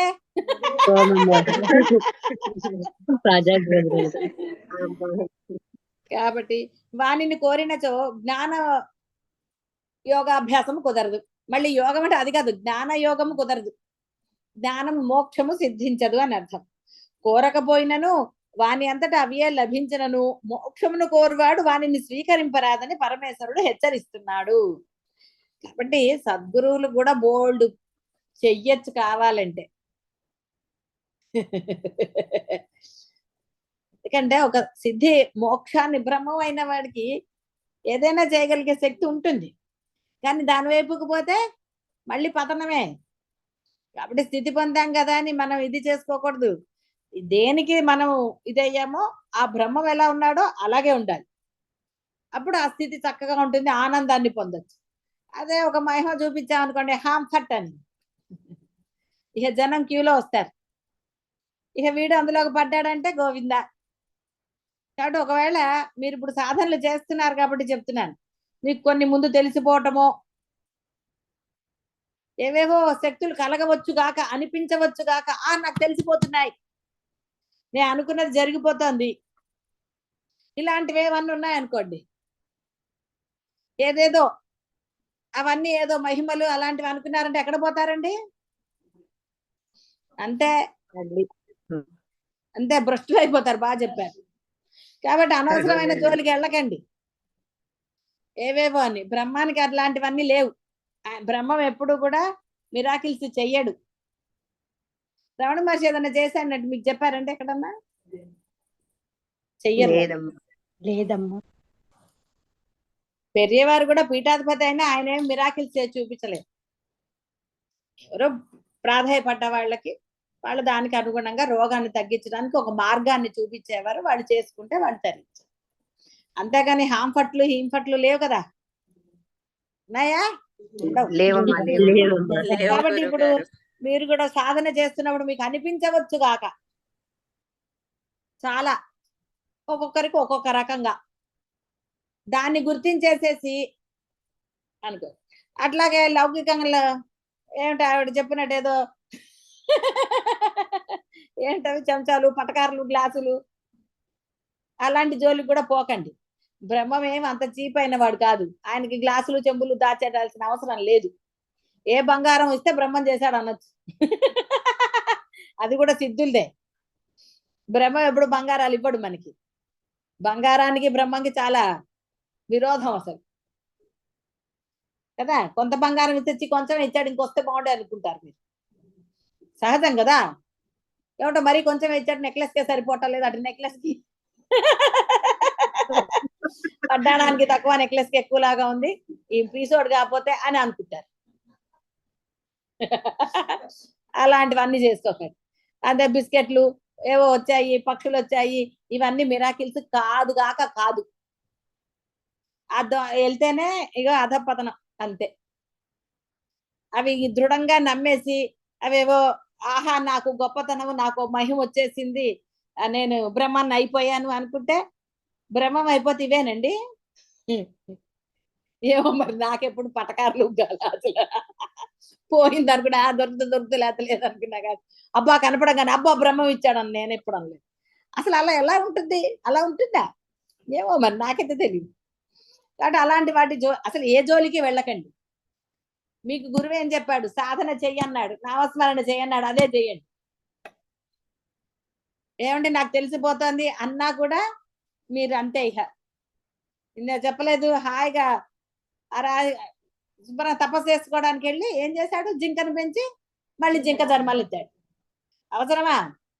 కాబట్టి అనవసరంగా బిస్కెట్లు వీటి తలుచుకుంటే అలాగా పుట్టాల్సి వస్తుంది. జాగ్రత్త. పటకార ఇప్పుడు ఏం లాభం అండి? వేడి వేడి కాలి ఒళ్ళు ఎప్పుడు చూసిన వాతలే. పటకారలో కూడా బ్రహ్మ. కాబట్టి అట్లాంటివి మిరాకిల్స్ అన్ని మీరు భావించి అనవసరంగా ఆహా నాకేదో జరిగిపోయిందని అనవసరంగా అహంకారాలను పెంచుకోకండి. అహంకారం ఎప్పుడు కూడా కిందకే తీసుకెళ్తుంది, పైకి తీసుకెళ్ళదు. అహంకారాన్ని పెంచుతుంది. ఆహా నాకు మిరాకిల్స్ జరిగాయని. అలా అంటే నేను అసలు ఎక్కడ ఉండాలంటే ఆకాశంలో ఉండాలి. ఎవరైనా సరే. కాబట్టి మీరు సాధనలలో ఉన్నారు. ముఖ్యంగా మీరు చాలా జాగరూకతతో ఉండాలి. ఎన్నో ఉంటాయి. ఈ సిద్ధులు అనేవి మనని వశపరుచుకోవడానికి చూస్తూ ఉంటాయి. మనకి ఏదో శక్తి ఇచ్చినట్టుగా అవి చేస్తూ ఉంటాయి. ఇవి నేను శక్తులు అంటలేదు. ఏది బిస్కెట్లు, పటకారలు, గ్లాసులు మటుకు శక్తులు కాదు. అవి సిద్ధులు కాదు. అవి కేవలము అహంకారంతో కూడిన ఇమాజినేషన్, అపోహ మాత్రమే. అవి మిరాకిల్ ఏ సిద్ధులు అవి చెయ్యరు. సిద్ధులు ఏం చేస్తారంటే మన దగ్గర లేని ఎవరి దగ్గర నుంచి దొంగిలించి తీసుకొచ్చి ఇస్తారు. మనకి లేని వస్తువుని ఇస్తారు. అంతేకాని ఉన్న వస్తువుని గూట్లో ఉన్న వస్తువు కింద పెట్టరు. గూట్లో ఉన్న వస్తువు వాళ్ళు ఎందుకు కింద పెడతారండి? కాబట్టి అలాంటివి అనుకుంటున్నారేమో. అది కానే కాదు. కేవలం అది ఒక అపోహ. అంటే ఒక అహంకారంతో మనం అది చాలా గొప్పగా భావించారు మీరు ఎవరైతే చెప్పారు. కాబట్టి అవి గొప్పలు కాదు, అవి సిద్ధులు కాదు, మహిమలు కాదు. కేవలం అహంకారం మాత్రమే. ఏదో నాకు జరిగిపోతున్నా ఇక్కడ ఉన్నాను కదా, అరుణాచలంలో ఉన్నారన్న. అరుణాచలంలో రమణ మహర్షి దాంట్లో ఆయనే సిద్ధ మహిమలు చూపించలేదండి. శిష్యులకు ఎందుకు చేస్తాడు ఆయన? కాబట్టి అలాంటి పిచ్చ పిచ్చ ఆలోచనలు చేసుకోకండి. అవి మిమ్మల్ని ఇంకా అంతే. ఇక అసలు మీరు మళ్ళీ జన్మలో సాధన కూడా చేసుకోలేరు. కాబట్టి అవి మహిమలు అని ఇంకా భావిస్తే మటుకు పరమ మూర్ఖత్వమే. కాబట్టి ఇంకా సాధన చేసే వాళ్ళందరికీ మరీ హెచ్చరిస్తున్నాను. ఏ మాత్రం కూడా మీకు ఏది తెలియబడినా సరే మీరు పొరపాటున కూడా అమ్మయ్య నాకు తెలిసిపోతుంది, నేను చాలా గొప్ప అని మీరు అనుకుంటే చాలా డేంజర్. నేను అప్పుడు చెప్పాను కూడా. ఒక ఆవిడ ఎవరన్నా చనిపోతుంటే ఈవిడికి ముందే తెలుస్తుంది. ఈవిడికి అనిపించిన రెండో రోజే వాళ్ళు చనిపోవటం ఏదో జరుగుతుంది. ఆవిడొచ్చి నాకు చెప్పింది. అంటే ఆవిడ బాగా పూజ చేస్తుంది. ఆవిడొచ్చి చెప్పింది. నేను అన్నాను అది దాన్ని గనక మీరు గనక అలాగే పెంచుకుంటూ వెళ్ళిపోతే చాలా డేంజర్ అవుతుందమ్మా మీకు. అసలు మీరు అలాంటివి అసలు ఆ మనసులోకి అది వచ్చినప్పుడు వెంటనే నామస్మరణ చేసుకోండి, పూజ చేసుకోండి. అది రాకుండా ఉండడానికి అమ్మవారిని ప్రార్థన చేయండి. చాలా డేంజర్. చూడండి అలాంటి ఏదో ఒకటి ఆవహించింది ఆవిడ్ని. ఆవిడకి ఏం చెప్తోంది? ఎవరు చచ్చిపోతున్నారో చెప్తోంది. ఈవిడకి ఎవరైతే చచ్చిపోతున్నారని కలలో అనుకోండి, ఇది వచ్చిందో వాళ్ళు చచ్చిపోతున్నారు. ఎంత డేంజర్ అది! ఈవిడికి నిద్ర పడుతుందా? ఆ 2, 3, 4 కేసులు అయ్యేసరికి ఇంకా ఇట్లా వచ్చేస్తున్నాయండి. నాకేదో అంటే శక్తి వచ్చిందా ఎలా అని ఒక భావన. ఏం చేయాలో అర్థం కాని స్థితి. ఇంకా లక్కీగా చెప్పింది కాబట్టి నేనన్నా చాలా డేంజర్ అమ్మా. నువ్వు గనక ఇదే గనక నువ్వు పట్టుకుని ఉంటే ఆహా అనుకుంటే గనక చాలా నష్టం నీ కుటుంబానికి కూడా అని చెప్పాను. అంటే అలా జోలికి వెళ్ళకండి. ఇలాంటివి ఏమన్నా చేయొచ్చు. ఎందుకంటే ఆ స్థితిలో ఎవరో చనిపోయే విషయం మనకు తెలిస్తే ఏమిటి చేస్తావు? మనకు తెలియాల్సిందేంటి? వాడిని రక్షించే ఈ కెపాసిటీ రావాలి గాని వాడు చనిపోతున్నాడని చెప్తే చాలా డేంజర్ అది. కాబట్టి సిద్ధులు అనేవి రకరకాలు ఉంటాయి. అన్ని మంచి సిద్ధులే అండి. అదేంటో చెప్పా కదా చెవి ఇది కర్ణ పిశాచి. పిశాచాలు బాగా గుర్తుంటాయే. ఎంతసేపు పేర్లేగుతున్నా చూసారా? పిశాచి అనంగానే కాబట్టి కర్ణ పిశాచి అన్న మంచిదా? కాబట్టి పిశాచాలు ఏమన్నా మంచి చేస్తాయా? అవి చెడే చెబుతాయి. కాబట్టి అలాంటి వాటి జోలికి వెళ్ళకండి. అనవసరంగా సాధనని మధ్యలో నిలిపేసుకోకండి. ఎందుకంటే దీనిని దేనితో పోల్చినా తక్కువే. ఔపమ్య రహితంలాగా ఈ యొక్క అద్వైత మార్గంలోకి మీరు వచ్చారు. ఆ సాధన చేస్తున్నారంటే దానికి పోలిక చెప్పడానికే లేదు ప్రపంచంలో. కాబట్టి దాని నుంచి అనవసరమైన నశించే బాహ్యాల కోసము, అనవసరమైన పిచ్చి పిచ్చి ఆలోచనల కోసమో దీనిని వదలకండి మార్గాన్ని. అలాగే తల్లి, మీరు బోధించింది అర్థమైంది, తప్పకుండా ఆచరణలో పెడతారు. పాదాభివందనం. శుభం. అనేక విధములైన సిద్ధులను పాతాళము మొదలగు రసాయనములను ప్రత్యక్షంగా పొందినను, అనగా గురువు యొక్క అనుగ్రహం చేత గాని యోగాభ్యాస బలము చేత గాని లభించినను వానిని మోక్షమును సాధింపగోరువాడు స్వీకరింపరాదు. కాబట్టి ఆ గురువుల దగ్గరికి వెళ్ళి అలా అన్న తీసుకోండి అంటే తీసుకుంటారా? వెళ్ళకండి. వెళ్తారా? సరే. వెళ్ళాం గురువు గారు. ధనము, పదవి, కీర్తి, భోగములు మొదలైన వాని వలననే ఈ శక్తులు కూడా కోరికలను రేకెత్తించి సంసారమున బంధిస్తాయి. అందువలన మోక్షమునే కోరువాడు విరక్తితో వానిని వదులుకొన్నట్లే వీనిని కూడా వదులుకొనవలెను. కాబట్టి ఈ ధనము, పదవి, కీర్తి, భోగాలు ఇంకా అందులోనే ఉండమంటాయి కదా. ఇంకొంచెం కీర్తి వస్తే వాడు మెచ్చుకుంటున్నాడు, వీడు మెచ్చుకుంటాడు కదా. మెచ్చుకోరు, ఎప్పుడు పొంగిపోకండి. ఎవరన్నా మెచ్చుకుంటే ఆహా మీరు కాబట్టి అరుణాచలం పోయి వస్తున్నారు అనగానే మీరు పొంగిపోకండి. కాబట్టి కేవలము ఆ రమణ మహర్షి అనుగ్రహం అనండి, గురువుల అనుగ్రహం వల్ల మీరు ఇక్కడికి రాగలుగుతున్నారు, ఉండగలుగుతున్నారు. మీ గొప్పతనము లేస మాత్రం కూడా లేదు. బాగా గుర్తుపెట్టుకోండి. సాధకులందరూ, అరుణాచలం వచ్చే వాళ్ళందరూ గుర్తుపెట్టుకోవాల్సింది కేవలం ఆ రమణ మహర్షి యొక్క అనుగ్రహం, గురువు అనుగ్రహమే తప్ప మీ గొప్పతనం ఎక్కడా లేదు. మీ పుణ్య విశేషము చేత అనుకుంటే మీరు పొరబడినట్టే. కాబట్టి ఎట్టి పరిస్థితుల్లో కూడా అనవసరమైన అహంకారాల జోలికి వెళ్ళకండి, పొరపాటున కూడా వెళ్ళకండి. మనం కాశీ గురించి చాలా సార్లు చెప్పుకున్నాం. కాశీలోనే ఉండాలి, అక్కడ చనిపోవాలి అనుకున్న వాళ్ళని ఆయన ఉండనిచ్చాడా? కాబట్టి అహంకరించిన వాళ్ళ పరిస్థితి ఏమిటో అర్థం చేసుకోండి. ఇంకా అంతకన్నా చెప్పక్కర్లే కదా, మీకు అర్థమైంది కదా. కాబట్టి ఒక క్షేత్రంలో ఉన్నాము అంటే ఆ క్షేత్ర పాలకుడి అనుగ్రహం, అంటే ఆ పాలకుడు అంటే ఏదో పాపలాగా కాసేవాడని కాదు. క్షేత్ర పాలకుడికి క్షేత్రంలో ఆ దైవానికి భేదం లేదు. కాబట్టి ఆయన అంటేనే ఈ పాలకుడు కూడా. గేట్ కీపర్ ఏం చెప్తాడండి? యజమాని ఎవరిని రమ్మని చెప్తే వాళ్ళని లోపల పంపిస్తాడు. అంతేగాని గేట్ కీపర్ ఇష్టమా లోపలికి పంపించేవాళ్ళది కాదు కదా.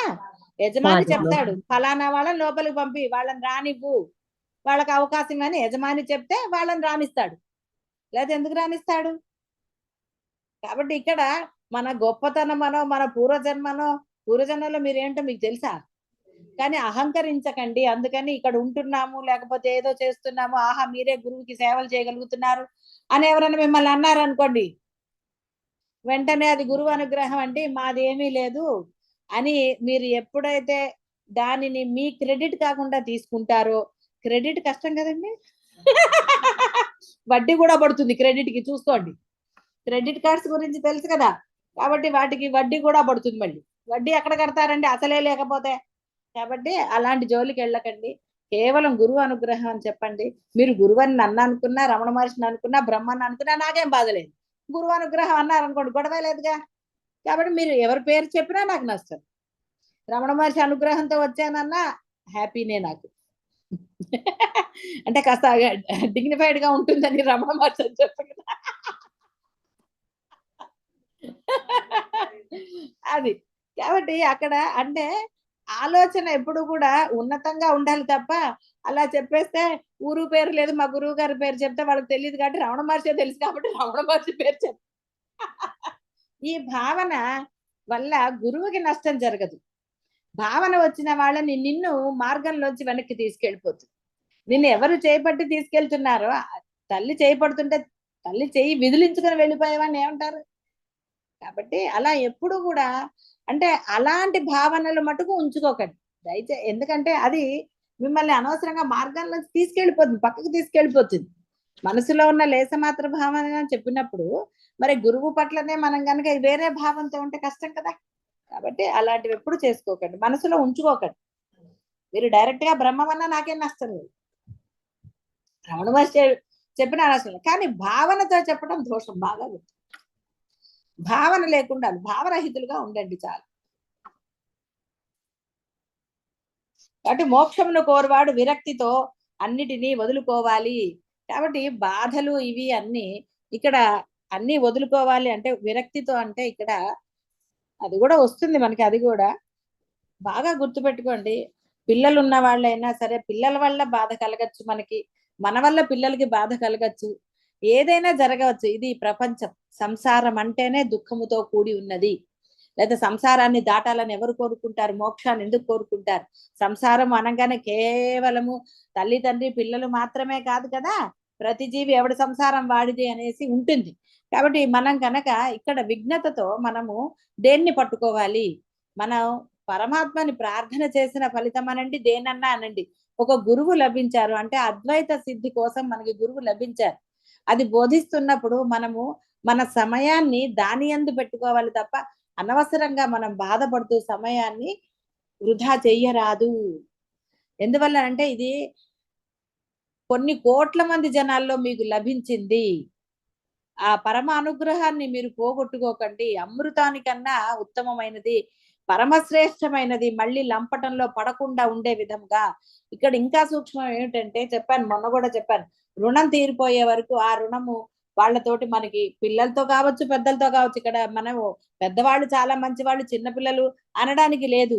తల్లిదండ్రుల ధర్మం పిల్లల్ని అలా పెంచటం. కాబట్టి మనం పెంచిన ధర్మాన్ని కనుక మనం వేరేగా అంటే అప్పుడు అది లావాదేవీ అయిపోయి బాధ పెరుగుతుంది. కాబట్టి అందరూ కూడా నిష్కర్షగానే చెప్తున్నాను నేను. అది పిల్లల్ని పెంచటం అనేది మీ ధర్మం మాత్రమే. అది ధర్మం అని మీరు అంగీకరించినప్పుడు మీకు బాధ కలుగదు. నేను కాబట్టి పెంచాను అని మనం అనుకుంటే అది బాధ అవుతుంది. కాబట్టి ఇక్కడ బాధ లేదు. ఆ పరమాత్మని నమ్మానన్నారు ఎవరైనా సరే, మీరందరూ కూడా దేవుళ్ళని పూజించిన వాళ్ళే కదా. కాబట్టి ఆ పరమేశ్వరుడు అనుగ్రహం వల్ల మంచిగా పెంచినందుకు సంతోషించండి. వాళ్ళు ప్రయోజకులు అయ్యారు, సంతోషించాలి. నా ధర్మాన్ని నేను సరిగ్గా నిర్వర్తించాను అని ఆనందం పొందాలి. సరిగ్గా నిర్వర్తించాను నా ధర్మాన్ని అని ఆనందం పొందండి. అప్పుడు మనసు ఆనందంగా ఉండి ఉంటుంది. కాబట్టి వారి మాటలు చేష్టలు అనేది మీకు సంబంధించింది కాదు. మీరు పెంచినప్పుడు పిల్లవాళ్ళు బానే ఉన్నారు, తర్వాత వాళ్ళు ఉద్యోగాల్లో ఇంకోటో అనండి, ఏదన్నా అనండి, వాళ్ళలో మార్పు వచ్చింది అనుకుంటే మరి మనలో కూడా చిన్నప్పుడు ఉన్నట్టుగా ఉన్నామా? తర్వాత మనలో మార్పులు రాలేదా? ఒకసారి మనని చూసుకుంటే మనకు తెలీదు. కాబట్టి ఇక్కడ ఇవన్నీ కూడా తలకాయ నొప్పి. ఇవి నేను ఎలా ఉన్నాను అని నన్ను నేను తిట్టుకోగలుగుతారా మీరు? తిట్టుకోలేరు మీరు. అలాగే పిల్లల్ని అంటే మనకి బాధ తప్ప ఏమన్నా ఉందా? అలాగే పిల్లలు తల్లి గురించి అనుకుంటే మటుకు బాధ తప్ప ఏమన్నా ఉందా? కాబట్టి ఏదైతే మనకి బాధ కలిగిస్తూ సమయాన్ని వృధా చేస్తోందో వాటిని ప్రయత్నపూర్వకంగా తలుచుకోకపోవటమే మోక్షానికి అసలైన సాధన. బాగా గుర్తుపెట్టుకోండి. మోక్షం జన్మరాహిత్యం పొందాలి. ఆ పరమాత్మే నాకు కావాలి, ఆ పరబ్రహ్మ తప్ప అన్యం నాకు అక్కర్లేదని దృఢ నిశ్చయం చేసుకున్న వాళ్ళు ఎవ్వరూ కూడా ఆ రుణం ఉండే వరకు వాళ్ళతోటి అవి ఏవో ఒకటి ఉంటూ ఉంటాయి. ఎన్ని జన్మల రుణం ఉందో మనకి తెలియదు. కాబట్టి వాటి నుంచి అంటే ఎక్కడైతే మన మోహమో మనము ఏదో ఒకటి అనుకుంటూ ఉంటామో, మనకు ఒక బంధం ఉందనో లేకపోతే బాధ్యత ఉందనో ఇంకోటి ఏది మనసులో అనుకున్నా అక్కడ నుంచే మనకి సాధనా మార్గాల్లో చెప్తారు మొట్టికాయలు తగులుతాయి నీకు అని. ఎందుకు? అక్కడి నుంచి నీకు విరక్తి కలగాలి. అక్కడ విరక్తి కలిగితే కానీ నువ్వు సాధన చెయ్యలేవు. కాబట్టి పరమాత్మ అక్కడి నుంచే మనకి బాధలు పెడతాడు. బాగా గుర్తుపెట్టుకోండి. పెట్టాడు అంటే సంతోషించాలి. అవును, నాకు ఇక్కడ మోహం ఉన్నది కదా, ఈ మోహం తొలగితే గాని నేను పరమాత్మ దగ్గర నిశ్చలంగా కూర్చోలేను. కాబట్టి పరమాత్మ నాకు ఎంతటి మంచి సదవకాశాన్ని కలిగించాడని సంతోషంతో మీరు సాధన చెయ్యండి. అప్పుడు చూడండి అద్భుతంగా ఉంటుంది. మనసు ఆనందంగా ఉండి మోక్ష మార్గం అత్యంత సులభంగా జనక మహారాజ్ చెప్పినట్టుగా ఇక్కడ కాలు తీసి అటు పెట్టే లోపల మీకు మోక్షాన్ని మీరు పొందవచ్చు. కాబట్టి బాధ కలిగిందని బాధపడకూడదు. ఈ బాధ ఎందుకు కలిగించాడు అనే ఒక సూక్ష్మాన్ని కనుక మీరు ఆలోచిస్తే, అవును కదా, మరి ఇక్కడే కదా నాకు బాధ, ఈ బాధ పోతే తప్ప నేను పరమాత్మను పట్టుకోలేను. ఇది ఉన్నన్నాళ్ళు నాకు ఈ ఆలోచన నన్ను విసిగిస్తుంది. చేతిలో బరువు ఉన్నప్పుడు కదండి నొప్పి. చేతిలో బరువు లేనప్పుడు ఎంత ఆనందంగా ఉంటారు. హాయిగా ఉంటుంది. అవును. అది. కాబట్టి చేతిలో బరువు ఉందని మీరు భావించిన అన్నాడు బాధలు తప్పవు. పరమాత్మ దగ్గర రెండు చేతులు జోడించాలంటే చేతులు ఖాళీ ఉండాలి కదా. అవునమ్మా. మరి చేతిలో ఈ బరువులు బాధ్యతలు బంధాలు ఇవన్నీ పట్టుకుంటే ఎలా ప్రార్థన చేస్తారు? ఒక చేత అయినా నమస్కారం చేయవచ్చా? ఒక ఈ చేత బాధలు నమస్కారం చేయకూడదు. రెండు చేతులతో మనస్ఫూర్తిగా మనసా వాచా కర్మణ మనస్ఫూర్తిగా నమస్కారం చెయ్యాలి అంటే రెండు చేతులు కావాల్సిందే. కాబట్టి మరి చేతుల్లో మీరు ఇవన్నీ పెట్టుకుంటే ఎలా జరుగుతుంది సాధన? అవునమ్మా. కాబట్టి ఎట్టి పరిస్థితుల్లో కూడా పరమాత్మ మనకి ఏది చేసినా కూడా అద్వైత మార్గంలో చెప్తున్నా నేను, అద్వైత మార్గంలో ఉన్న వాళ్ళు పరమాత్మ మనకి ఏది చేసినా కూడా మనకి సాధనకి సులభం చేస్తున్నాడు. కొంతమంది అనుకున్నారు పిల్లలు వేరే వెళ్ళిపోతున్నారు లేకపోతే ఇంకోటి అని. అవన్నీ కూడా నీకు సాధనకి ఉపయోగపడేదే. పిల్లల జీవితం మన జీవితం మనం జీవించలేదా, అలా అనుకుంటే ఏదో వస్తుంది. కాబట్టి ఎందుకు అలా అనుకోవటం, అసలు అలా అనుకోకండి. పరమాత్మ నాకు అవకాశం ఇచ్చాడు సాధనకి, కాబట్టి నేను సాధన చేసుకుంటాను అనుకోండి, ఎంత ఆనందంగా చేసుకోవచ్చు, అసలు అద్భుతంగా చేసుకోవచ్చు. హ్యాపీగా ఫీల్ అవ్వాలి, అంతే తప్ప బాధపడకూడదు. అర్థమైందమ్మా. పాదాభివందనాలమ్మా. కాబట్టి చక్కగా అలా ఆనందంగా హాయిగా పరమాత్మవి హాయిగా పాటలు పాడుకునే వాళ్ళు పాటలు పాడుకోండి, నామం చెప్పేవాళ్ళు చెప్పండి. ఎంత సమయం అండి ఇప్పుడు మనకి, ఎంత హాయిగా చెప్పుకోవచ్చు. వాళ్ళు వచ్చారు పిల్లలు, సంతోషంగా వాళ్ళతో మాట్లాడండి. వాళ్ళు చేసింది ఏది చేశారు, ఎవరి కర్మ వాళ్ళు అనుభవించాలని ఎన్నిసార్లు వినలేదండి. వాళ్ళు తప్పు చేశారు, మనము పెద్దవాళ్ళుగా మనం క్షమించాలి. అద్వైత మార్గంలో ఉన్నాం, మనం అది పెట్టుకోకూడదు. వీడు తప్పు అని అనుకుంటేనండి, నేను ఎవరినన్నా క్షమించగలనా చెప్పండి, నేను నా దగ్గరికి రానివ్వగలనా? కాబట్టి అది మనసులో నాకు ఉందనుకోండి, వాళ్ళ మీద ద్వేషం పెరుగుతుంది కదా. కాబట్టి మీరు గురువులు కాబట్టి మీరు అంటారేమో, గురువు ఎప్పుడయ్యాను, ఇవన్నీ నేను వదిలేసినప్పుడు గురువునయ్యాను, అవన్నీ పట్టుకుంటే గురువుని అయ్యేదాన్నా? నేను గురువునయ్యాక వదిలేయలేదు, అంత ముందే వదిలేశాను కాబట్టే గురువునయ్యాను. అర్థమవుతుంది కదా సూక్ష్మం ఇప్పుడు. కాబట్టి ఎలా అంటే అది, కాబట్టి అలాగా అప్పుడు మీరు కూడా పరమానందాన్ని పొందుతారు ఎవరైనా సరే. కాబట్టి లేస మాత్రమైన ఆయన బాధలు పెట్టాడు అంటే అవి అయితే, గురువు కోపాన్ని మీరు నాకా అని మీరు అనుకుంటే మటుకు చాలా దోషం అండి. బాహ్యంలో మొట్టికాయలుకుని గురువు మొట్టికాయకి ఒకటేనా? కానే కాదు, గురువుకి ఎప్పుడు పరమాగ్రహం వస్తుంది తెలిసింది కదా. కాబట్టి అలా ఉండాలి, అంతే తప్ప ఆహా నాకు కూడా మంచి జరిగింది మళ్ళీ అహంకరిస్తారు, ఇది వచ్చిన బాధ. కాబట్టి అహంకారం ఎప్పుడు మిమ్మల్ని అస్సలు గురువు నుంచి దూరంగా తీసుకెళ్తుంది తప్ప గురువు దగ్గర ఉండనివ్వదు. గురువు ఎలా భరిస్తాడు, ఏదైనా భరిస్తాడు, అహంకారాన్ని భరించలేడు.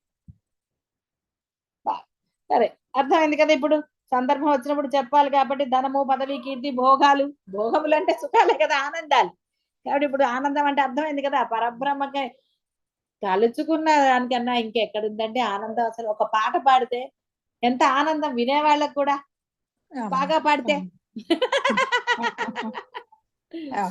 అది సిద్ధులు ఆ రసాయనాలు అంటే వాళ్ళు ఉపయోగించేవి, ఆ రసాయనం రాసుకుంటే ఆకాశంలో ఎగరచ్చు అన్నమాట. పశువులను కట్టివేయుటకు పనికి వచ్చు తాళ్ల వంటివి, చూసారా, పశువులను కట్టడానికి ఉపయోగించే తాళ్ళుట. ఎంత భయంకరంగా చెప్పాడు చూడండి. ఆ గుంజల వంటివి సాధకునకు అధోగతిని కలిగించును. సాధకునికి అన్నారు, గుర్తుపెట్టుకోండి, సాధకునికి అధోగతే. ఇక అధోగతి అంటే ఇక మళ్ళీ గతులున్నాయా? అబ్బే ఏమీ లేవు. కాబట్టి ఎందుకు అనవసరం జోలికి ఎవ్వరు వెళ్ళకండి. బాధ హ్యాపీగా, నాకు బాధ ఏమిటి, హ్యాపీగా అనుభవించమని చెప్పట్లేదు, హ్యాపీగా వెరీ గుడ్, నాకు అసలు బాధ ఉంటే కదా, ఓకే ఎన్నన్నా అనుకోనండి, ఐఎమ్ ఫైన్. నన్ను కూడా అన్నవాళ్ళు లేరండి, 3 మంది ఉన్నారు నన్ను అన్నవాళ్ళు. కాబట్టి చక్కగా సాధకు అంటే అధోగతికి వెళ్లకుండా చక్కగా సాధనకి అవకాశం కల్పిస్తున్నాడు. హాయిగా సాధన చేసుకోండి. అంతటను వ్యాపించున్న ఆత్మ యొక్క జ్ఞానం వలన తప్ప వీని వలన ఎప్పటికీ నీ పరమమైన ముక్తి కలుగదుగాక కలుగదు. బాగా గుర్తుపెట్టుకోండి, కలుగదుగాక కలుగదు. దేని వల్ల కలుగదు, జ్ఞానం వల్ల మాత్రమే, సాధన వల్ల మాత్రమే కలుగుతుంది తప్ప అన్యం వల్ల మీకు మోక్షమో ముక్తో అది ఆనందము లభించదు. ఉన్నప్పుడు ఆనందించాలి కానీ పోయాక ఆనందించేది ఏమిటండి బాబు, ఎవడు ఆనందిస్తాడు పోయాక? ఆకాశంలో తిరిగే వాటికి పేర్లు లేనివి తిరుగుతుంటాయి చూసారా, వాటికి ఏం ఆనందం ఉండదండి. అవి ఎవరిని పట్టుకుందామా అని చూస్తాయి. అవే కర్ణ పిశాచి ఒకటి, ఇంకో పిశాచి ఒకటి, ఇంకోటి అవుతూ ఉంటుంది. ఎందుకంటే వాడికి నామరూపాలు లేనివి అవి. 6 అంటే ఒక రూపం ఏదో ఉంది, బ్రహ్మం కాదు నామరూపాలు లేవు కదా అని. వాటికి పాపం ఏం లేదు కదండి, ఏ రూపం అని చెప్తారు పిశాచికి పాపం? ఎందుకంటే పిశాచాల్లో రకాలు చెప్తున్నాం కదా, కొరుగు దెయ్యాలు అవిట వెలుగుతూ ఉంటాయిట. ఇలా రకరకాలు ఉన్నాయి కదా జాతులు. మనుషుల్లో రకాలు ఉన్నట్టే, పశువుల్లో రకాలు ఉన్నట్టే దయ్యాల్లో కూడా పెట్టాడు పరమాత్మ. అవి శ్మశానంలో కూడా తిరుగుతూ ఉంటాయిట. మరి అక్కడికి వెళ్తే ఏమన్నా కనపడతాయేమో తెలియదు, పాడుబడ్డ ఇళ్లలో. అప్పుడు అనేవాళ్ళు చింత చెట్టు, పెద్ద చెట్లు ఉండే చూసారా, చింత చెట్టు మీద దెయ్యం ఉందనేవాళ్ళు చిన్నప్పుడు. అవును మర్రి చెట్టు ఊడల్లో ఊగుతూ ఉంటాయిట, మర్రి చెట్టు ఊడల్లో. జాగ్రత్త, రాత్రి వెళ్ళకండి. మర్రి చెట్టు కూడా ఊగుతూ ఉంటే ఏదో అనుకుంటారు, కాదు దయ్యం ఊగుతుంది.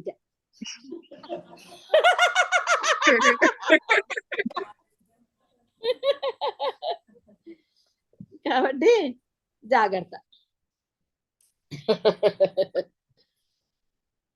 కాబట్టి ఎక్కడ యోగ ఏ దశలు పొందినా జ్ఞానయోగమునందు దృష్టి గలవాడు క్షేత్రములయందు పీఠములయందు కుతూహలను వదిలిపెట్టి ఉండాలి. వాని వలన ముక్తి కలుగుట సందేహాస్పదము, పొందరని చెప్పటం. కావున ముముక్షువు వానితో సంబంధం పెట్టుకొనరాదు. అందుకని మనమేం పీఠాలు పెట్టుకోలేదు, మనమేం ఆశ్రమం పెట్టలేదు. అర్థమైందా? అందుకే ఇక్కడ కేవలం సాధకులకే ప్రవేశం, అంతేగాని అరుణాచలం చూస్తానండి, మా చుట్టాలు వస్తారండి, నాట్ అలౌడ్. ఇది కేవలం సాధనకే. సాధన కోసం ఎవరైనా రావచ్చు, వాళ్ళు నిశ్చలంగా. అంతేగాని పక్క వాళ్ళని వీళ్ళని అనవసరంగా మాటలతో చెడగొట్టే వాళ్ళు కాదు. ఊరు చూస్తామండి, రమణాశ్రమం చూడడానికి, నాట్ అలౌడ్. కేవలము సాధన చేసుకుంటామండి, మాకు మోక్షం కావాలి అనుకున్న వాళ్ళు ఎవరైనా రావచ్చు. కాబట్టి మంది పీఠము కాదు, ఏది కాదు. అందుకని వాడు ఏవో పేర్లు పెడతారేమో, ఆయనే పెట్టుకున్నాడు రమణ సన్నిధి. ఎందుకంటే రమణ మహర్షి ఉన్నాడు కాబట్టి ఆయన సన్నిధిలో ఉన్నామని అర్థం. ఆయన సన్నిధిలో మరి ఒళ్ళు దగ్గర పెట్టుకుని ఉండాలి, అహంకారంతో ఉండకూడదు, ఏవో మహిమలని అనకూడదు. ఆయనే చూపించలేదు. ఆయన సన్నిధిలో మనకి మహిమలు ఏంటండి బాబు అసలు? గురువు యొక్క అనుగ్రహం చేత గాని, యోగాభ్యాసం యొక్క బలము చేత గాని, యోగమునందలి యమము, నియమము, ఆసనము, ప్రాణాయామము, ప్రత్యాహారము, ధారణము, ధ్యానము, సమాధి. ఆయాసం వచ్చిందారా? అవన్నీ చెప్తే ఆయాసమే వస్తుంది. మరి ఏ దశలు సాధించినప్పటికీ మోక్షం కోరువాడు జ్ఞానమును సంపాదించేటకు ప్రయత్నించవలేను కానీ క్షేత్రములు పీఠములు మొదలగు వాని వలన ముక్తి కలుగునేమో అని కుతూహలము పొందరాదు. వాని ఆశ్రయించి మంత్ర జప అనుష్ఠానముల వలన ఇష్టదేవత సాక్షాత్కారం పొంది మహిమలతో లోకులకు ఉపకారములకు పనులు చేయుచున్నచో ఈ జన్మనే ముక్తి కలుగనుంట సందేహాస్పదం.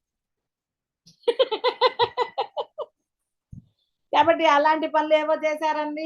ఏమండి వాళ్ళు అంటే వాళ్ళు ముక్తి పొందారా? లేదు. సాక్షాత్ శివుడే అంటున్నాడు, బ్రహ్మమే సందేహాస్పదం అంటే అర్థం ఏంటంటే డైరెక్ట్ గా తిట్టారు కదండి ఇందాకంతా. అందుకని కొంచెం మళ్ళీ కరుణతోటి సందేహమే అన్నాడు. కాబట్టి మీరు ఏమైనా మహిమలు చూపిస్తారా? I'm ready to see. ఎవరన్నా హామ్ పట్టని నాకేమన్నా ఇస్తారా?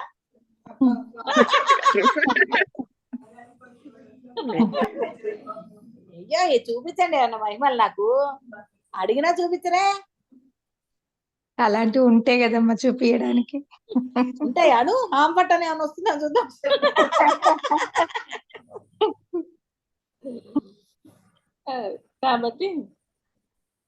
కాబట్టి లోకులకు ఉపకారమైన పనులు చేస్తున్నట్టు అసలు ముందే చెప్పాడు, అసలు అలాంటివన్నీ నువ్వు చేయక్కర్లేదని. యథాప్రాప్తములైనవని ఎందుకండి మొత్తుకుని ఎన్నిసార్లు చెప్పుంటాడు ఇప్పటికి? యథాప్రాప్తములలో లోకసేవ ఉందా? నీ దగ్గరకు వస్తే చెయ్యి. ఇప్పుడు వాళ్ళు ఎవరో వచ్చారు, వాళ్ళ ప్రాబ్లం చెప్పారు, చేతనైంది చేస్తాం అంతే. అంతేగాని అదే ప్రతి ఇంటికి వెళ్ళి ఏమంటే ఏమైనా ప్రాబ్లమ్స్ ఉన్నాయా అంటే కొడతారు. నేను పరిష్కారం చూపించగలనండి, నా దగ్గర హామ్ పట్టు ఉన్నాయి, మనం చెయ్యక్కర్లే. బోర్డు పెట్టామా మనం? ఏమన్నా రమణ సన్నిధాన్ని కూడా పెట్టామా? మనం ఏం పెట్టాం, అక్కర్లేదు మనకి. కాబట్టి కర్మ అనుష్ఠానము, సత్సంతతి, ధనము అనువాని వలన అమృతత్వము కలగదు. త్యాగము చేతనే అది లభిస్తుంది. త్యాగం అంటే దాన ధర్మాలు కాదు, త్యాగం అంటే పరిచ్ఛేదించటం, త్యాగం అంటే వదిలేయటం. అంతేగాని మనకున్నది వేరే వాళ్ళకి ఇచ్చి నేను త్యాగం చేశానండి అనకూడదు. 2 యాపిల్ ఉంటే ఒకటి ఇచ్చి త్యాగం చేశాను అనకూడదు. 2 ఉన్నాయి కాబట్టి ఒకటి ఇచ్చారు, 2 ఇస్తే త్యాగం అవుతుంది. అని వేదము శాసిస్తోంది. లోకోపకారము లేక లోక సంగ్రహము పుణ్యమును కలిగించవచ్చు గాని ముక్తిని కలిగించదు. ఈశ్వరానుగ్రహం కలిగి దాని వలన సద్గురువు లభించి ఆయన వలన జ్ఞానం కలిగినచో ముక్తి కలుగుతుంది. పోనీ ఆ పుణ్య విశేషం వల్లే గురువు లభించాడని భావిస్తే పర్వాలేదు, నా పుణ్య విశేషం వల్ల నాకు లభించాడు అనుకుంటే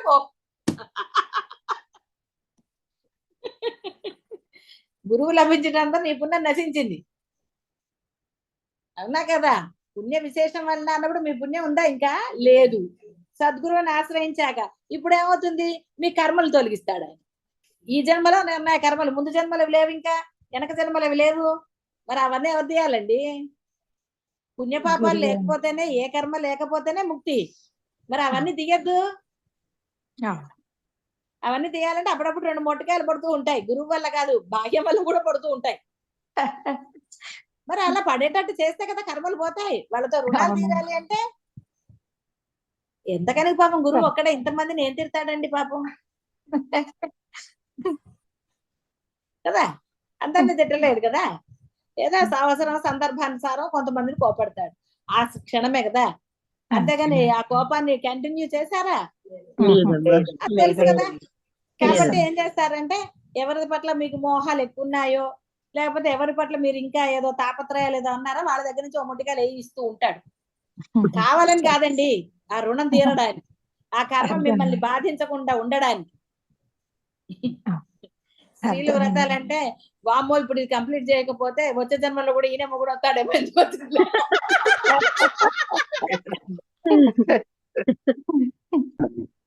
అమ్మయ్యా, అర్థమైంది కదా? అర్థమైందమ్మా.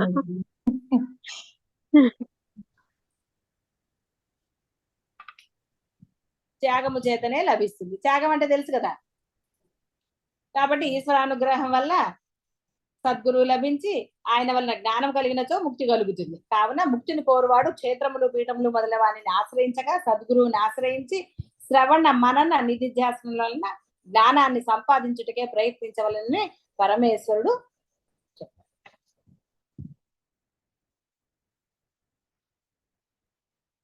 దేవి అంటే సరే అమ్మవారిని, క్రిములు కీటకములు పక్షులు చెట్లు మొదలుగా అన్నిటి యందును పరమాత్మ ఉన్నాడను భావన కల వాడగుటచే సాధకుడు ఏ ప్రాణిని నశింపచేయరాదు. సృష్టి అంతయు ప్రాణిమయము. ఆహారమును సంపాదించుకొనుటకై ప్రతివాడు తెలిసియో తెలియకో ప్రాణిహింస చేయక తప్పదు. వరిని కోయకున్నచో బియ్యము రాదు, చెట్ల నుండి కాయలు కోయకున్నచో కూరలు రావు. మరి వానిలో ప్రాణం కలదు కదా. కావున గృహస్థుడు అట్లు సంపాదించిన ఆహారాన్ని పవిత్రమగుట కొరకు దేవతలకు నివేదించి పిదప తాను భుజించాలి. అనావశ్యకముగా ఏ ప్రాణిని హింసింపరాదు. ఆత్మరక్షణకై గృహస్థుడు జ్ఞానయోగ సాధకుడు అవ్వాలి. క్రూర మృగముల నుండి తన్ను తన కుటుంబాన్ని తప్పక రక్షించుకోవలసినదే, లేకపోతే అది పాపం అవుతుంది కదా. అందుకని ధర్మంగా మీ పనులు మీరు చెయ్యండి. కుటుంబాన్ని పోషించాలి, ధర్మంగా పోషించాలి తప్ప అక్రమంగా సంపాదించినతో ధనం పోషిస్తే పిల్లలు సుఖపడరు, మీరు సుఖపడలేరు. బాగా గుర్తుపెట్టుకో. అధర్మ సంపాదన ఎప్పుడు కూడా మిమ్మల్ని ఆనందంగా ఉండనివ్వదు, మీ పిల్లల్ని కూడా ఆనందంగా. నేను చూసాను అలాంటి ఫ్యామిలీస్. పిల్లలు కూడా సుఖంగా ఉండలేరు, వాళ్ళ జీవితాలు బాగుండవు, ఎప్పుడు ఏదో ఒకటి ఉంటూనే ఉంటుంది వాళ్ళకి. కాబట్టి చాలా జాగ్రత్త. కుంభజానువు రాక్షసుడు ఒక మాలదాసరిని పట్టుకొనిటే ప్రయత్నించగా ఒకరిని పట్టుకోవడానికి అతడు ఆ రాక్షసునితో తెలిసే ఉంటుంది తీవ్రంగా పోరాడట. పాపం ఓడిపోయాడు. వాడు మహాభక్తుట ఆ మాలదాసరి. అతడు నేను కురుంగుడికి పోయి విష్ణు సంకీర్తనం చేసి వచ్చి నీకు శరీరాన్ని అర్పిస్తాను, నన్ను నమ్ము అన్నట్ట. నాకు శరీరంపై వాంఛలేదని ప్రార్థించాడు. అప్పుడు రాక్షసుడు నీవు ఇంతసేపు పోరాడావే, మరి నీకు శరీరంపై మమకారం లేదని ఎలా నమ్ముతాను అన్నట్ట. అప్పుడు శరీరంపై నాకు మమకారం లేకున్నను నీవు పైపడగానే లొంగిపోయినచో ఆత్మహత్యకు పాల్పడిన వాడిని అవుతాను, నా రక్షణ నేను చేసుకోవాలి కదా అన్నాడు. ఆ పాపము సంభవించకుండుటకై నీతో పోరాడితేనే కాని శరీరంపై మమకారం వలన కాదు అన్నట్టు. చూసారా? అంతేగాని పాము వచ్చి బుస్సు అంటే నాకేం శరీరం అక్కర్లేదు కాటేయమ్మ అంటారా? మరి అంత ఓవర్ యాక్షన్ అక్కర్లేదు, అది ఓవర్ యాక్షన్ అంటారు కదా. ఏముందమ్మా నాకేమీ లేదమ్మా ఏమన్నా చేసుకోండి అలా అనుకోదు. అలాంటి వాళ్ళ తిరుగుతారా పోయి అర్ధరాత్రి బయటకు వెళ్తారా శరీరం మీద ఇది లేదని. ఆ, కాబట్టి రక్షణ చేసుకోవాలని చెప్పి నీతో పోరాడాను తప్ప లేదని చెప్పాడు. పిమ్మట మాలదాసరి చెప్పినట్లే విష్ణు సంకీర్తనం కావించి వచ్చి తన శరీరాన్ని స్వీకరించమని ఆ బ్రహ్మ రాక్షసుడిని అడిగాట. ఆ సత్యవ్రతానికి ఆశ్చర్యం పొంది ఆ రాక్షసుడు అతనిని ప్రార్థించి ఆనాడు ఆ మాలదాసుని కావించిన గానపోలం వలన బ్రహ్మ రాక్షసత్వాన్ని తొలగించుకున్నట్టు జరుగుతుంది. ఆ పుణ్యాన్ని ధారపోయం అన్నట్టు. ఇవాళ నువ్వు సంకీర్తన చేసిన పుణ్యం చాలు నాకు, అది ధారపోయి అంటే ఇతను ధారపోయంగానే అతని రాక్షసత్వం పోయింది. చూసారా? అది కావున జ్ఞానయోగ సాధన కూడా గృహస్థుడైనచో ఆత్మరక్షణము అవశ్య కర్తవ్యం. సన్యాసి మాత్రము క్రూర మృగములకు దూరముగా తొలగవలసినదే. ఆత్మరక్షణకై కూడా వాణిని హింసించరాదు. కానీ మీరెవరు సన్యాసులు లేరు కాబట్టి మీకేం భయం లేదు. కొత్త పరుగు ఇంకా అక్కర్లేదు. కర్రం దానికి అదిలించవచ్చు, దాన్ని ఇంకా మీద కొత్త 2 వేయవచ్చు, పర్వాలేదు. ప్రాణరక్షణ కోసం చేయవచ్చు, నష్టమేం లేదు. అవునమ్మా, చీమల్ని పురుగులు చంపాలంటే కూడా బాధగా ఉంటుందమ్మా ఒక్కోసారి. అవును, అలా చేయకుండా కాస్త మనం మరి బ్యాట్లు పెట్టి చంపుతుంటే నాకు కూడా బాధగా ఉంటుంది. దోమల్ని మరి బ్యాట్లు పెట్టి చంపుతారు, దాని బదులు ఏ కర్పూరమో ఏవో ఒకటి పెట్టుకోవచ్చు కదా. అవి పెట్టుకుంటే కాస్త ఇదవుతాయి కదా. ఇల్లు చీమలు పెడుతుంటే చీమలు అనిపిస్తుంది కానీ తప్పటం లేదమ్మా. నేను ఇంకా లోపల నుంచి ఫ్లోరింగ్ లోంచి ఇంటింత కుప్ప తీస్తోందని మందు కొట్టాము, ఉండట్లేదు కాబట్టి. అది చాలా డేంజర్ కదా చీమలు. అంటే ఇంటింత గండు చీమలు వస్తున్నాయి. అదేమిటి ఇన్ని సంవత్సరాలు లేవు, ఇంటింత కుప్పలు తీస్తున్నాయి పొద్దునకి వచ్చేసరికి. బయట పెట్టింది అప్పుడు ఎట్లా తీసుకొస్తున్నాయి, ఇటు మూసేస్తే అటు నుంచి వస్తున్నాయి. ఫస్ట్ ఫ్లోర్ లో అసలు ఫ్లోరింగ్ లో కింద ఉన్న అదంతా బొరం తీసుకొచ్చేస్తున్నాయి. ఇంటితో గండు చీమ, నల్ల చీమలు, లేకపోతే ఇంకో చీమలు, గబ్బు చీమలు, ఏమిటో ఏం చేస్తాం. కాబట్టి వేళ్లను పెకిలింపరాదు, ఆకులను తుంచరాదు, ఏ జీవికి బాధ కలిగించరాదు, పుష్పములను కోయరాదు. అంటే ఎందుకంటే అనవసరంగా మనస్సు అనే పుష్పాన్ని సమర్పిస్తే చాలు కదా. మీరు అద్వైతం చదువుతున్నారు కదా, ఆ పుష్పాన్ని అన్నారు కానీ చెట్ల పుష్పాలు ఎందుకండి, చక్కగా చెట్టుకి ఎంత అందం. కాబట్టి అలా ఉంచండి, పర్వాలేదు. భగవంతుడికి పెట్టి తీరాలని భగవంతుడు అడిగాడా? అసలు ఆయన ఏమన్నాడండి? తృణము అన్నాడు, ఆకు పెట్టమన్నాడు. వినాయకుడు అయితే గరికే అడిగాడు. అసలు ఏది లేకపోయినా నీ మనస్సులో ఏ కల్మషం లేకపోతే. చూసారా, శివుని యొక్క పూజను కూడా గృహస్థులు తమకు తాముగా రాలిన పుష్పములతోనే చేయవలెను. ఇతరులను ద్వేషించుట, మంత్రశక్తులతో వారు కదలకుండానట్లుగా స్తంభింపచేయుట, చంపుట, అనగా ఇలాంటివన్నీ, జ్వరములు వచ్చినట్లు, భూతములు, గ్రహములు ఆవేశించినట్లు, ఇలాంటివన్నీ కూడా మోహమును కలిగించుట మొదలగు నీచ కార్యాలను చెయ్యరాదు. పొయ్యతో రాతితో చేసిన దేవతా విగ్రహాలను పూజింపరాదు. సరే, మీరు ఇప్పుడు దాని గురించి ఎందుకు, ఇప్పుడు మీకేంటి అవస్థ లేవు కదా, వదిలేసేయండి. జపమునకు సంబంధించిన ముద్రలు, యజ్ఞము, క్షేత్ర దేవత, పీఠ దేవత, ఇలా ఏ దేవతను పూజించరాదు. అమ్మా అమ్మా పాదాభివందనాలమ్మా. ఇప్పుడు మనం కృష్ణుడి దగ్గర కాలిన పువ్వులు పెడుతున్నాము, తర్వాత తులసి పత్రం కూడా నీళ్లతో పెట్టి తులసి పత్రం కూడా పెడుతున్నాం, పెట్టచ్చమ్మా అలాగా? ఎందుకు ఇంకా కదా, తులసిది కూడా కొయ్యాలి కదా మనం. అవునమ్మా, అందుకని కొయ్యకండి. సరే అమ్మా. చక్కగా మీ మనసే చాలు, మీరు హాయిగా ఓ పాట పాడండి, తులసి మాల వేసినట్టే అవుతుంది. అలాగే అమ్మా. పాదాభివందనాలమ్మా.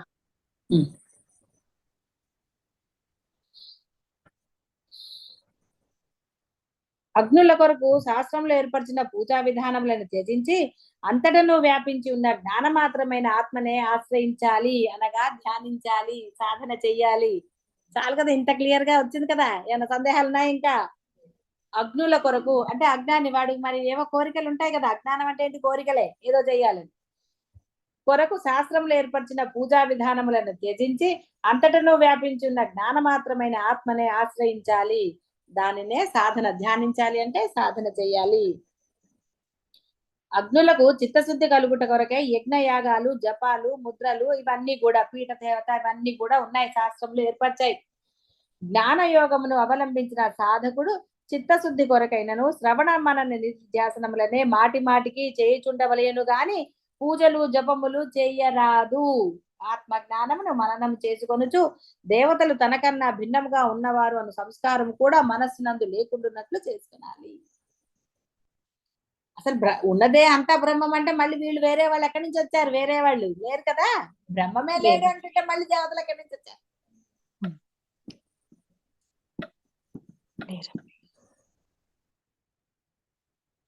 లోకం యొక్క సుస్థితికి సాధనముగా పరమేశ్వరుడు యజ్ఞాన్ని సృష్టించాడు. ప్రజలు యజ్ఞముల వలన దేవతలను పూజించినచో వారు ప్రజలకు కావలసిన వర్షము మొదలగు కోరికలను ప్రసాదిస్తారు. కాబట్టి ఇవన్నీ కూడా ఆ యజ్ఞానుష్ఠానం వలన చిత్తశుద్ధి. మొదట అజ్ఞానం ఉంది కదా, అక్కడి నుంచి జ్ఞానయోగ సాధకులు సకల కర్మలను పరిత్యజించినను తమ పుత్రులు శిష్యులు మొదలగు వారు కర్మానుష్ఠానం కొనసాగించుటకై వారికి యజ్ఞము చేయ సాంప్రదాయాన్ని అందించాలి. చెప్పాను కదా మీకు కూడా, అవే చెప్పామా? ఏమన్నా వేరేగా చెప్పామా? పిల్లలకు తెలియాలి కాబట్టి పిల్లల చేత చేయించడంలో దోషం లేదు.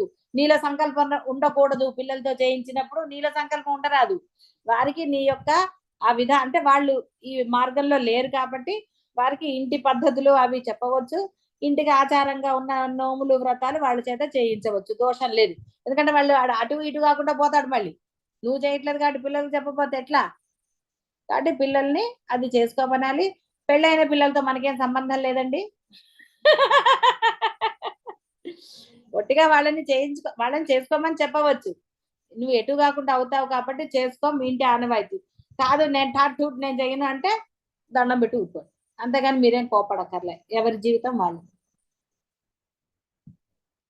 సన్యసించుచున్నవాడు కుటుంబ బాధ్యతలను తన వారసులకు ఎట్లు అప్పగించుచున్నాడో అలాగే యజ్ఞ అనుష్ఠాన బాధ్యతను కూడా అందించాలి. జ్ఞానులు గృహస్థులకు వారి అధికారములను బట్టి కర్మానుష్ఠానాన్ని బోధిస్తారు. కాబట్టి కృష్ణ భగవానుడు తాను కర్మలను అనుష్ఠించుటయే కాక ధర్మరాజాదుల చేత రాజసూయము, అశ్వవేదం మొదలగు యజ్ఞములను చేయించాడు. అంటే అక్కడ రాజుగారు కాబట్టి ఆ కర్తవ్యాలు, ధర్మాలని ఆయన ఆచరించేటట్టు చేశాడు. కానీ వాళ్ళ ఆచారాలు మన ఆచారాలు ఒకటే అవుతాయి? కలియుగానికి ఆ సత్యకాలానికి ఒకటేనా? కాదు. కాబట్టి ఆయన ఇక్కడ క్లియర్ గా చెప్పాడు కదా, మీకు అక్కర్లేదని. ఇంకెక్కడన్నా మనసులో సంఖ్య ఏమన్నా ఉందా? లేదు కదా. అమ్మయ్య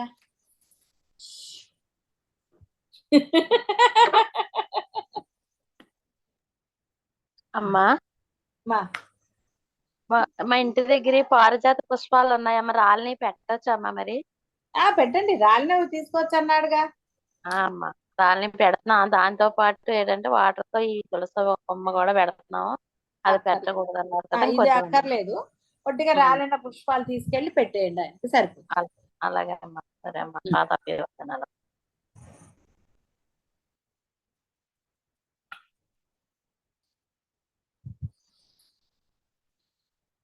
లాభం వచ్చినప్పుడు పొంగిపోవుట, నష్టం వచ్చినప్పుడు కృంగిపోవుట అనేది లేకుండా ఉండాలి. దేని అందును ప్రీతి లేకుండా సుఖమునందును దుఃఖమునందును ఒక్క విధముగానే ఉండాలి. కాబట్టి దుఃఖం వచ్చినప్పుడు కుంగిపోకూడదు. ఎవరికి వచ్చింది దుఃఖం? నాకేం కాదు, నాకెందుకు, నాకు పరమాత్మ ఉన్నాడు, గురువు ఉన్నాడు, నేను రెండెందుకు చెప్తానంటే ఏదో ఒకటి పట్టుకుంటారని. నాకు రెండు ఉద్దేశాలు లేవండి. నేను ఎందుకు చెప్తాను రెండు అంటే, మీకు ఏది ఇష్టమో అది పట్టుకుంటారని రెండు చెప్తూ ఉంటాను. కేవలం గురువునే పట్టుకోండి అని చెప్పకుండా. కాదండి గురువే అంటే గురువే అనుకోండి మీరు. కొంతమంది పరమాత్మ అనుకుంటారేమో అని వాళ్ళ కోసం పరమాత్మ పేరు కూడా చెప్తారు. ఎందుకంటే అందరూ అభిన్నులే. రమణ మహర్షి అన్నా, గురువు అన్నా, పరమాత్మ అన్నా, ఏదన్నా అందరూ అభిన్నులే. వాళ్ళల్లో వాళ్ళకి భేదాలు లేవండి, వాళ్ళు కొట్టుకోరు. రాముడు, కృష్ణుడు, విష్ణుమూర్తి, వినాయకుడు వీళ్ళు కూడా కొట్టుకోరు పాపం. వాళ్ళందరూ కూడా చక్కగా సయోధ్యతో బానే ఉంటారు పాపం. పుల్లలు పెట్టేది మీరే. సోమవారం మంగళవారం అనుకుంటే వాళ్ళని విడదీశారు మీరే. కాబట్టి ఇక్కడ లాభము అన్న సుఖము, ఆనందం. లాభం అంటే ఆనందం కదా, కాబట్టి ట్యాప్ ట్యాప్ అని ఎగరకూడదు. దుఃఖం అన్నప్పుడు కింద పడిపోగా అయ్యో నష్టం వచ్చింది అని. ఏది నష్టం లేదు అసలు. ఏది మంది అని మనకి లాభం నష్టం అసలు. ఏది కాబట్టి ఒకే విధంగా ఉండాలి. శత్రువుల యందు మిత్రుల యందు భేద బుద్ధి లేకుండా బంగారమును మట్టి బెట్టను ఒకటిగా చూచుట లక్షణమును మోక్షం కోరువారు సాధించాలి. నేను ఇందాక చెప్పైనా వస్తుంది అది కూడా అని. కాబట్టి మన శత్రువులు ఉన్నారా? లేరమ్మా. లేరు గురుగారు. లోపల లేరా మనసులో ఎవరన్నా? లేరు గురుగారు. ఏదో కొంచెం ఉండుంటుంది, చూడండి ఒకసారి. టార్చ్ లైట్ వేసి ఎతకండి లోపల ఎవరైనా ఉన్నారా? లేదమ్మా. లేరా? లేదు. సరే. లేదు. లేకపోతే ఆనందంగానే ఉంటుంది. చూడండి ఎక్కడన్నా ఉందేమో కొంచెం. లేదమ్మా. లేదమ్మా. లేకపోతే సంతోషం. సుందర రూపము మధుర సంగీతం మొదలుగా ఇంద్రియములు ప్రసరించు విషయములందు ఏ సందర్భమునను సాధకుడు అభిలాషను పొందరాదు. దేని అందును కోరిక లేనివాడై యోగి తన స్వరూపం నందే ఆనందించుచు నిర్భయుడై ఉండాలి. అంటే అర్థం మీరు పాడుకోవద్దని అట్టలేదు, మీరు పాడుకోవచ్చు, అవతల వాళ్ళు విని తీరాలని అనుకోకూడదు. సంగీతం రాని వాళ్ళు సంగీతం నేర్చుకోవాలని ప్రయత్నం చేయకూడదు. ఏదో నా లాంటి వాళ్ళు సంగీతం రాని వాళ్ళు నేను పాడతానండి మీరు వినాలని అనకూడదు. పాపం అది పరులను హింస పెట్టినట్టే కదా. నాకు సంగీతం నేర్పిస్తారని సానగానే పక్క నుంచి ఏదన్నా వస్తే కష్టం. కాబట్టి సంగీతం హాయిగా ఆనందంగా మీరు పాడుకోవచ్చు, హాయిగా పాడుకోండి చక్కగా. ఇప్పుడు చిట్టమ్మలాగో పద్మలాగో నాగరాణి అన్నపూర్ణ కాస్త గుస్తా రమ శివాజీ ఇట్లా పాడుకోవచ్చు. వీళ్ళు కొంచెం వాళ్ళకి చాయిస్ ఎక్కువ ఇచ్చేసేస్తే రమ శివాజీ కైలాష్ వీళ్ళకి నెక్స్ట్ చాయిస్. అంటే పర్వాలేదు, కొంచెం వాళ్ళకి ప్రాక్టీస్ కావాలి. నిర్భయత్వం లేదు కదా వాళ్ళకి, పాడాలన్న నిర్భయత్వం లేదు. లోపల కొంచెం సంకోచంగా ఉంటుంది. సంకోచం కాస్త సంగీతాన్ని ఏం చేస్తుందండి, గొంతును సంకోచింపజేస్తుంది. అందువల్ల పాపం కష్టం అవుతుంది కదండి. కాబట్టి ఆనందంగా పాడుకోవచ్చు. సుందర రూపం అంటే అందంగా తయారవ్వాలని మేకప్ వేసుకోకండి కదా. ఎందుకు చెప్పండి, అనవసరంగా మేకప్ వేసుకుంటే చాలా జాగ్రత్తగా ఉండద్దు, చెడిపోకుండా ఉండాలి కదా. మేకప్ వేసుకుంటే ఎంత జాగ్రత్తగా ఉండాలి, తుడుచుకోవాలని ఇట్టి అద్దుకోవాలి తప్ప చెవట తుడుచుకోవడానికి లేదు. ఏది లేదనుకోండి హాయిగా తుడుచుకోవచ్చు, ఆనందంగా తుడుచుకోవచ్చు చెమటని. అదే పడితే స్టైల్ కి ఇట్టి అనుకోవాలి, ఎంత ఇట్టి అనుకుంటే పోతుంది అది. అర్థమైంది. శుచి శుభ్రత ఉండాలి తప్ప అందంగా కనపడాలన్న తాపత్రయము అతిగా ఉండకూడదు. నీట్ గా ఉండాలి, జడ వేసుకోవాలి, శుచి శుభ్రత ఉండి తీరాలి, మనిషి శుభ్రంగానే ఉండాలి. కానీ అతి తాపత్రయాలు పనికిరావు.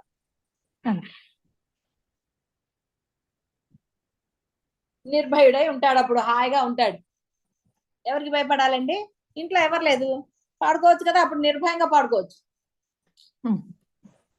అప్పుడు సాధన చేయవచ్చు. లోపల నుంచి ఏదైతే సంకోచం ఉందో దాన్ని వదిలేశారనుకోండి, తర్వాత బ్రహ్మాండంగా పాడచ్చు. పాడమని దాన్ని పాడేయచ్చు.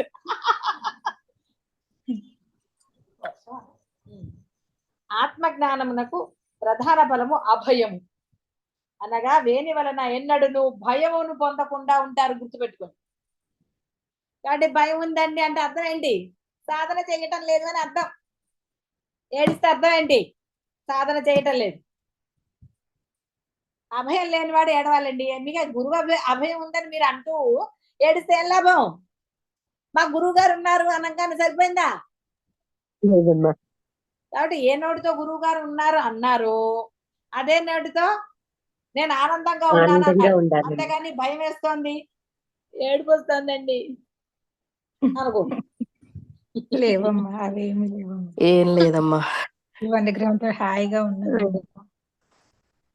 తనకన్నా వేరుగా ఇంకొక వస్తువు ఉన్నదన్నప్పుడే భయానికి అవకాశం. జగత్తంతయు తన స్వరూపముగానే ఉన్నది అని నిరంతరం భావించుచుండు యోగికి అంటే సాధకునికి ఎప్పుడు దేని వలన భయం కలగదు. కాబట్టి సాధన చేస్తున్నప్పుడు గురువు ఉన్నాడు నాకేం భయం అనుకున్నప్పుడు అవుతుందా? అప్పుడు సాధన ఒక స్థితికి వచ్చాక ఇంకా గురువు ఉన్నాడు నేనున్నాను అనుకోవటం ఎందుకు అసలు? తానే గురువు, గురువే తాను, ఉన్నదే బ్రహ్మము, అందరూ బ్రహ్మమే, అంతా బ్రహ్మమే. ఇంకా అప్పుడు ఉందా భయం? ఉండదు. ఏమైపోతుంది అని భయం ఉంటుందా? రేపు పొద్దున ఏమవుతుంది, ఎల్లుండి పొద్దున ఏమవుతుంది అని ఉందా? ఏది ఉండదమ్మా. ఏం లేదమ్మా. అంతకన్నా కావాల్సింది అని ఉందా? లేదమ్మా. ఏం లేదమ్మా. కాబట్టి తను లోకులు నిందించినను, లోకులు అంటే ఇక్కడ అందరు వస్తారు. లోకులు అంటే ఒక పరాయి వాళ్లే కాదండి, అందరూ లోకులు అంటే అస్మదీయులు తస్మదీయులు, అస్మదీయులు తస్మదీయులు.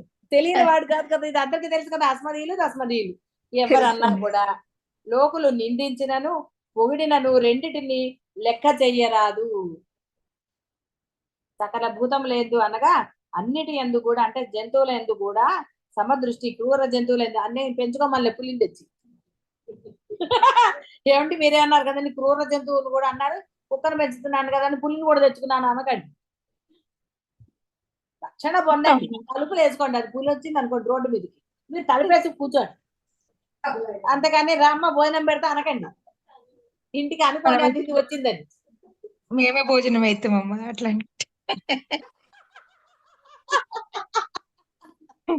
ప్రేమ, నువ్వు సాధనలో ఉన్నప్పుడు నువ్వు భోజనం అవ్వవమ్మా, పరమాత్మ నిన్ను కాపాడతాడు.